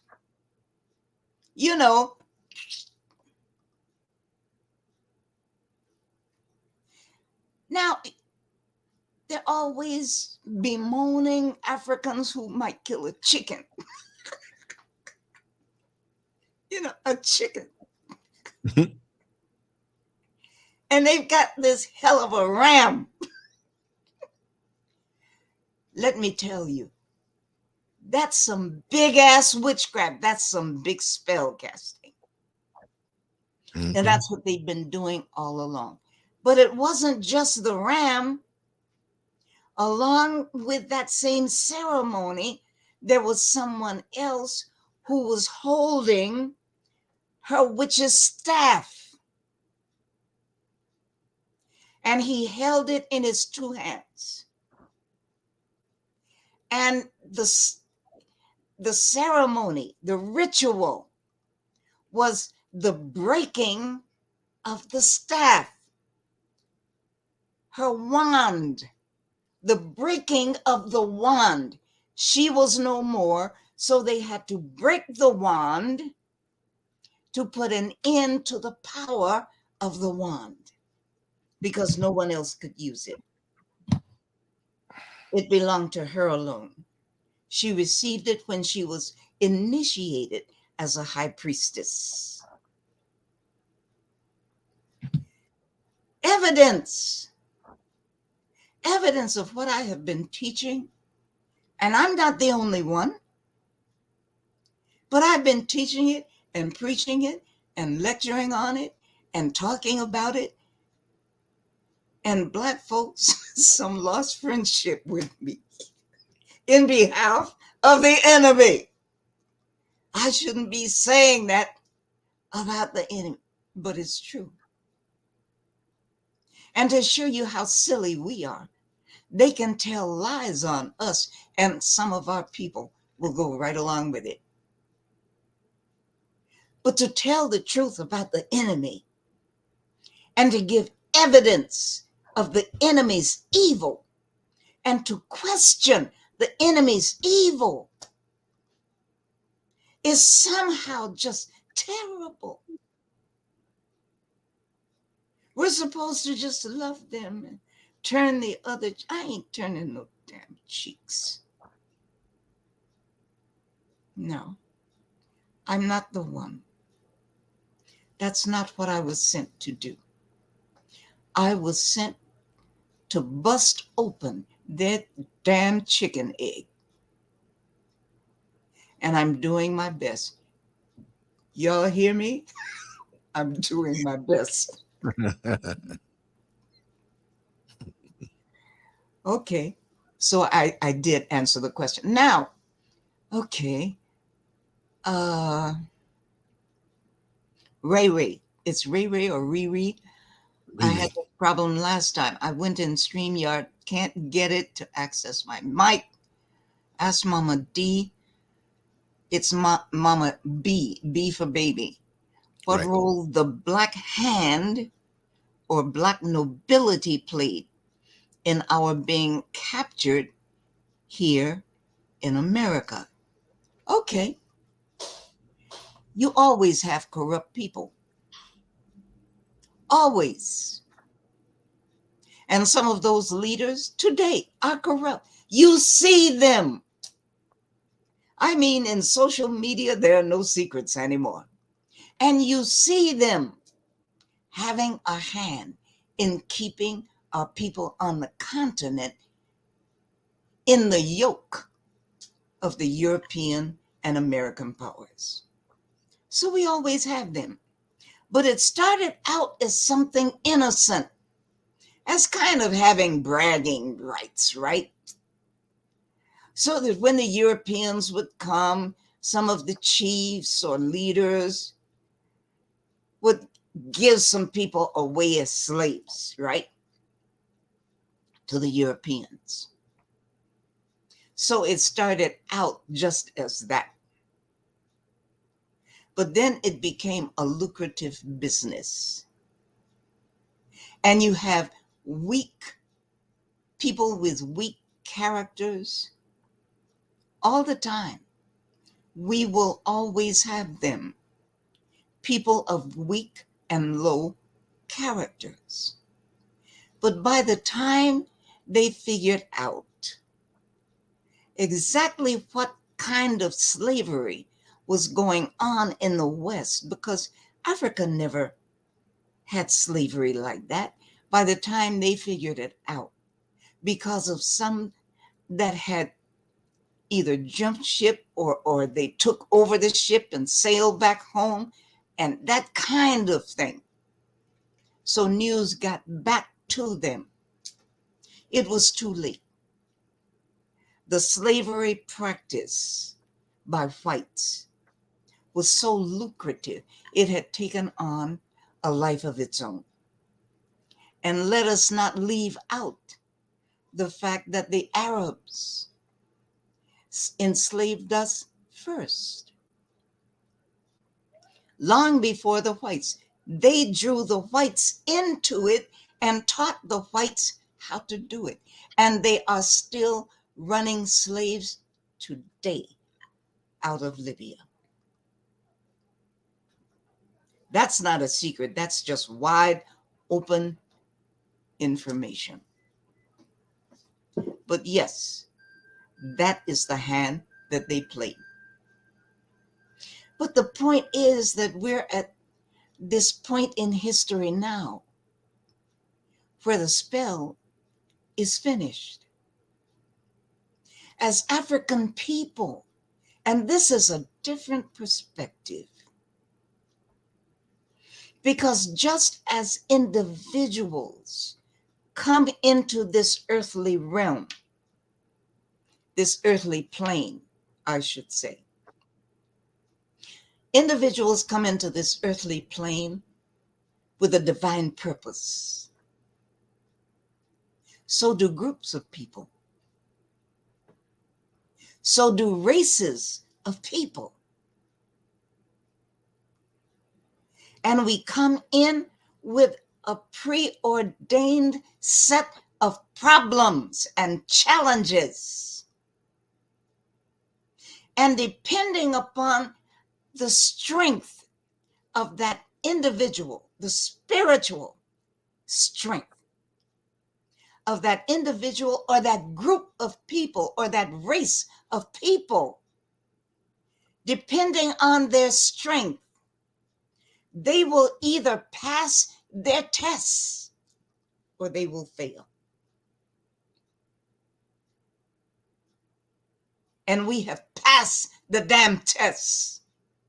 And the testing period is over. And we have graduated out of that classroom so that this new generation is at a higher level.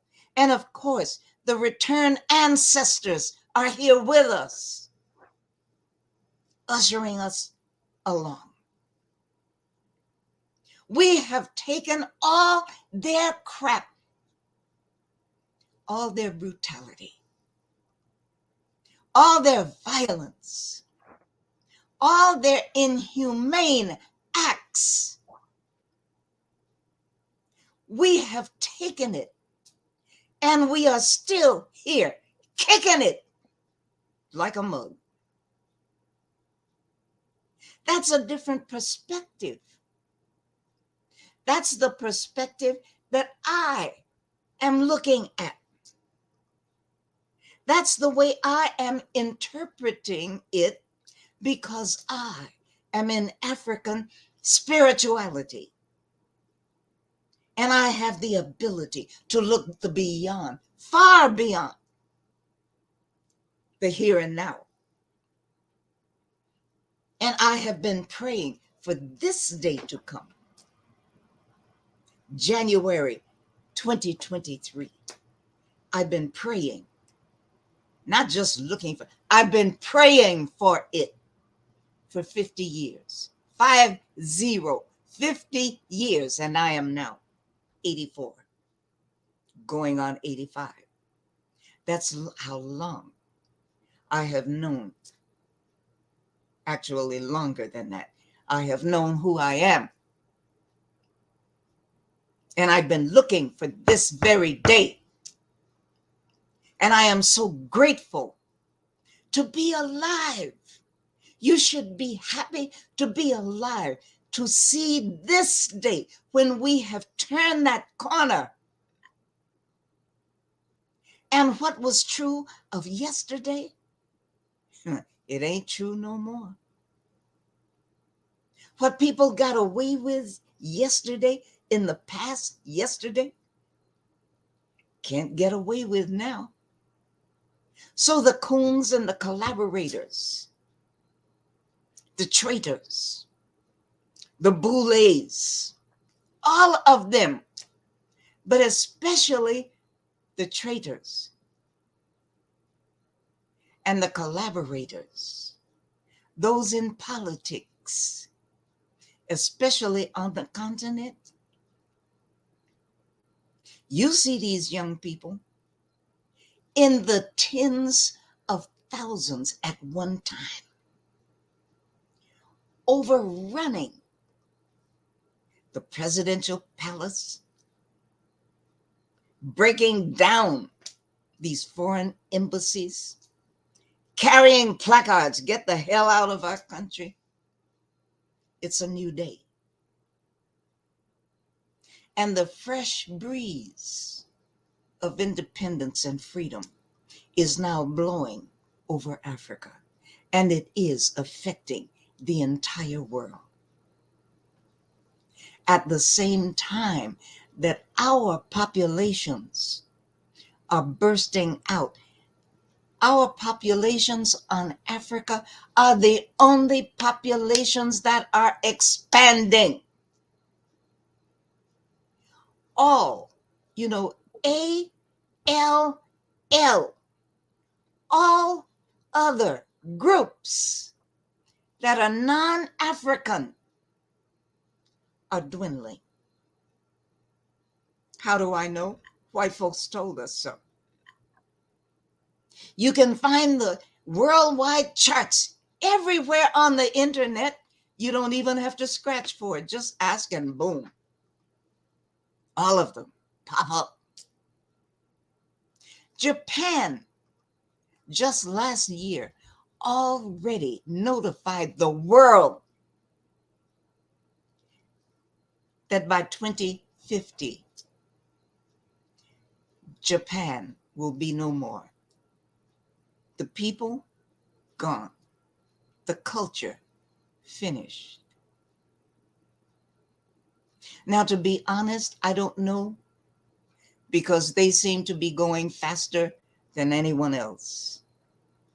And I'm not sure how much the dropping of that atomic bomb on the Japanese people is responsible for that.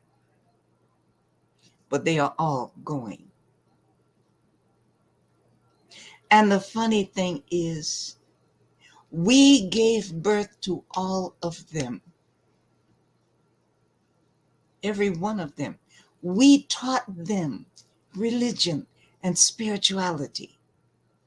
That's why when you begin to study comparative religion,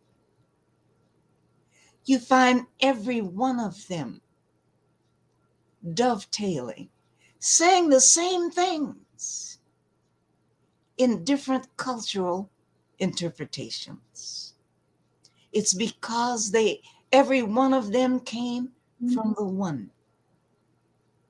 African spirituality and religion. We gave birth to them.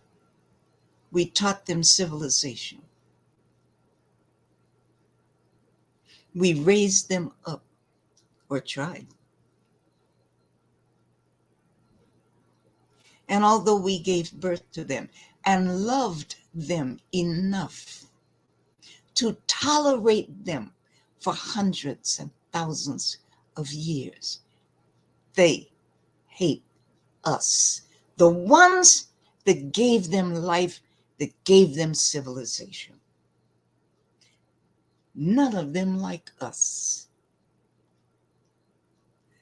All of them are racist toward us. All of them have been contaminated by this Western influence of white supremacy. So it serves their best interests to adopt whatever the Caucasians are saying and believing and practicing. So they have all lumped themselves into one non-African group. And now, since they have done that, you see how important identity is? They began to identify with the Europeans. So the universe, God, the cosmos, they have all decided, speaking of the universe, the cosmos, okay, the higher beings have decided, well, since you identify with those who act as less than human, you've lumped yourselves in, we're going to take it just like that. All of you are going. We're cleaning all of your asses off the face of the earth. What few will be left will be pitiful. And now I'm speaking to those black folks who say, I ain't no African. Well, you don't have to impress us. Other human beings, you don't need to try and impress us.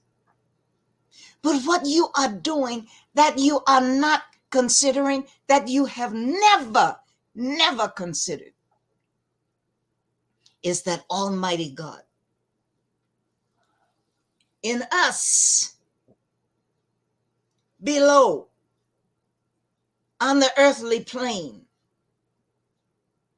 God within us on the earthly plane, are experiencing you, saying you ain't no African. Okay, identity. As above, so below. If you are below and you say, I ain't no African, don't lump me in with the black Africans. The universe just might, I don't know. I'm just speculating. Suppose the universe is saying, well, since you don't identify with my black African children, you have automatically lumped yourself in with the enemy of my African children. So when I clean them off the face of the earth, I'm just speculating. I'm not God. Just speculating. I'm a human being with the freedom to do so. So maybe the universe, the cosmos, will decide, perhaps, you've lumped yourself with them, you will be swept off the earth right along with them. It's something to think about. See, life is real. Spirit is real. Just look at the numbers of our people that are being taken off the earth. Why? Young people. While we old heads are left.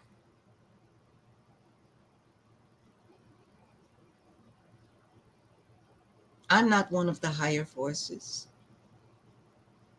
I'm just speculating. But as sure in hell is something that you ought to think about. And the dangerous predicament that the traitors and the collaborators, especially those high up, those in politics, you're in danger because you have had a powerful, active part in keeping your own people down. And you've done it for self-interest. I'm not one of the higher forces, but I do know about And I do believe in karma. I know about karma. I know about reaping what you sow. That's SOW, not SEW that you do with stitching. You will reap what you sow. I know about the law, the universal law of the divine circle, that whatever you send out comes right back to bite you on your ass. That's the value of living for a long time. Life ain't no damn joke. It's the most serious classroom you can be in.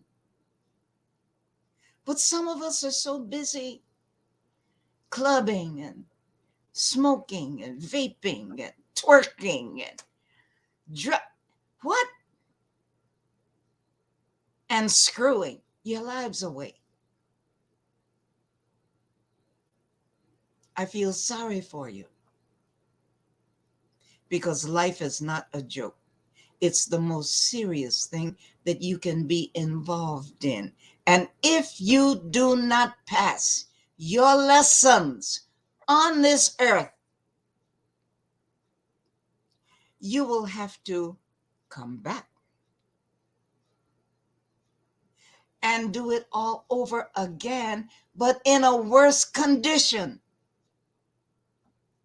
You'll be worse off when you come back. You'll be worse off. Now, I don't go as far as the Indians do. I think it's whatever the religion is. Buddhism, one of those, that say you can be, instead of being elevated, depending on your behavior in a certain life on earth, you can be, I guess the right word is maybe demoted down to a cockroach. Or so. I don't know about all that. I don't believe it's in African spirituality. I have to find out. And I'm going to a place where I will find out. Because I will be right in the center of the culture. Right.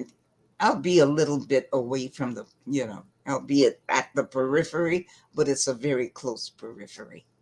So I can study with the mystics the way that I want. So that before I transition, I can be at a much higher level of knowledge. So when I come back, I don't know if I will come back at a genius stage. I don't know about that. But I do know that I will be at a higher level than I am now. And that's why I am working on myself, investing in myself. Because when we leave this earth, it is not true that we don't carry anything with us. That is a Western cultural belief. We carry the love for humanity with us. When we transition, we carry all the knowledge that we have acquired in this experience on this earthly plane. We carry those things with us. Now, we might carry more, but those two things I know about. The other, I'll find out about. Well, I think I have answered both questions. Are there any more? Thanks, Riri. It was an important question.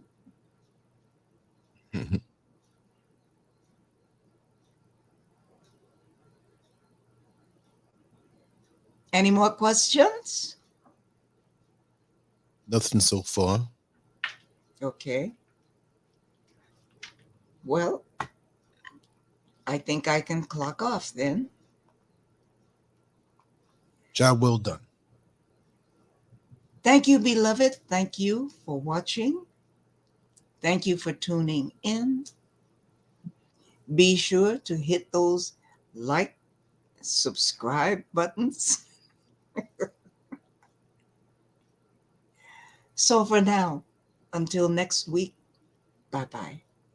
I love you all. Take Even care. those of you who don't love me. Bye. Good night.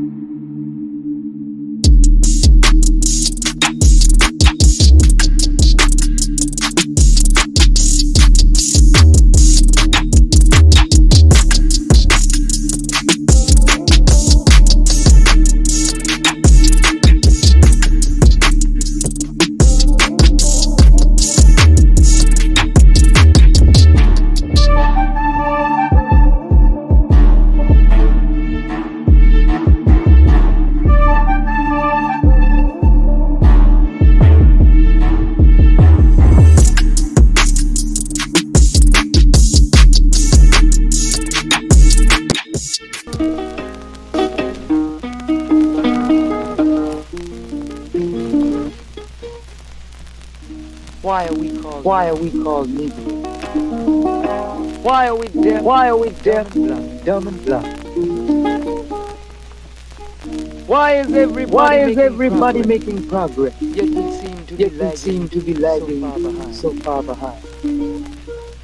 Why are we mistreated? Why are we in this condition? Stripped of our name, our language, our culture, our God, and our religion. Here in America, all of our religious training has been gotten by the preacher. He has told us of a heaven way in the sky that we can't enjoy now, but rather after we die. But all of the years that we are living, for us there's nothing but hell, torture and misgiving. Yet the Bible speaks of a heaven filled with material luxury, which the white man and the preacher has right here, so we see. So my friend, take it for what it's worth. Your heaven and your hell is right here on this earth. So let's check into history, which rewards all research and tells us plainly that before the white man gained entry to the east, he was living in the caves of Europe, a ravenous beast. Eating juniper root and eating flesh raw, till God sent Moses to civilize him and teach him the law. Then following Marco Polo, an explorer, he gained entry into Asia and Africa. From China, silk, he took gunpowder. From India he took jute, manganese and rubber.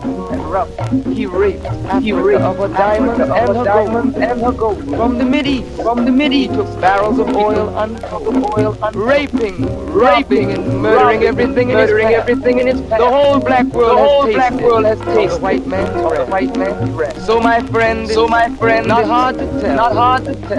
A white man's heaven is a black man's heaven.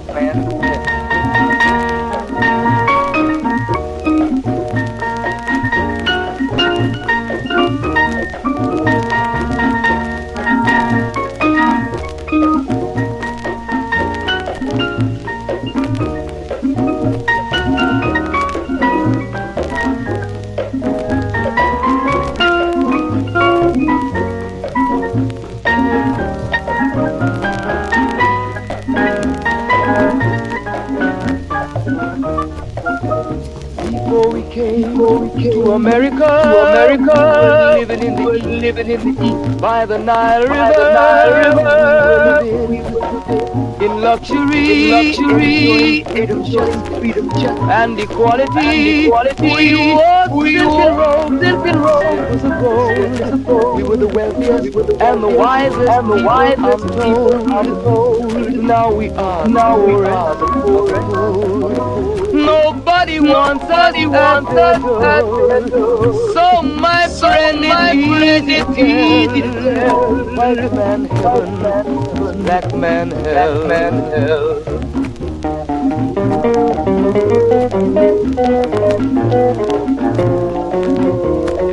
When the white man came to America, told the Indian, I am your white brother. He said, red man, I'll treat you the best. Yet and still he pushed the Indian further west with his white woman and fire water. Tricks and lies, he stole America. The original of this nation is cooped up on a reservation. So my friend, it's easy to tell. White man heaven, black man hell.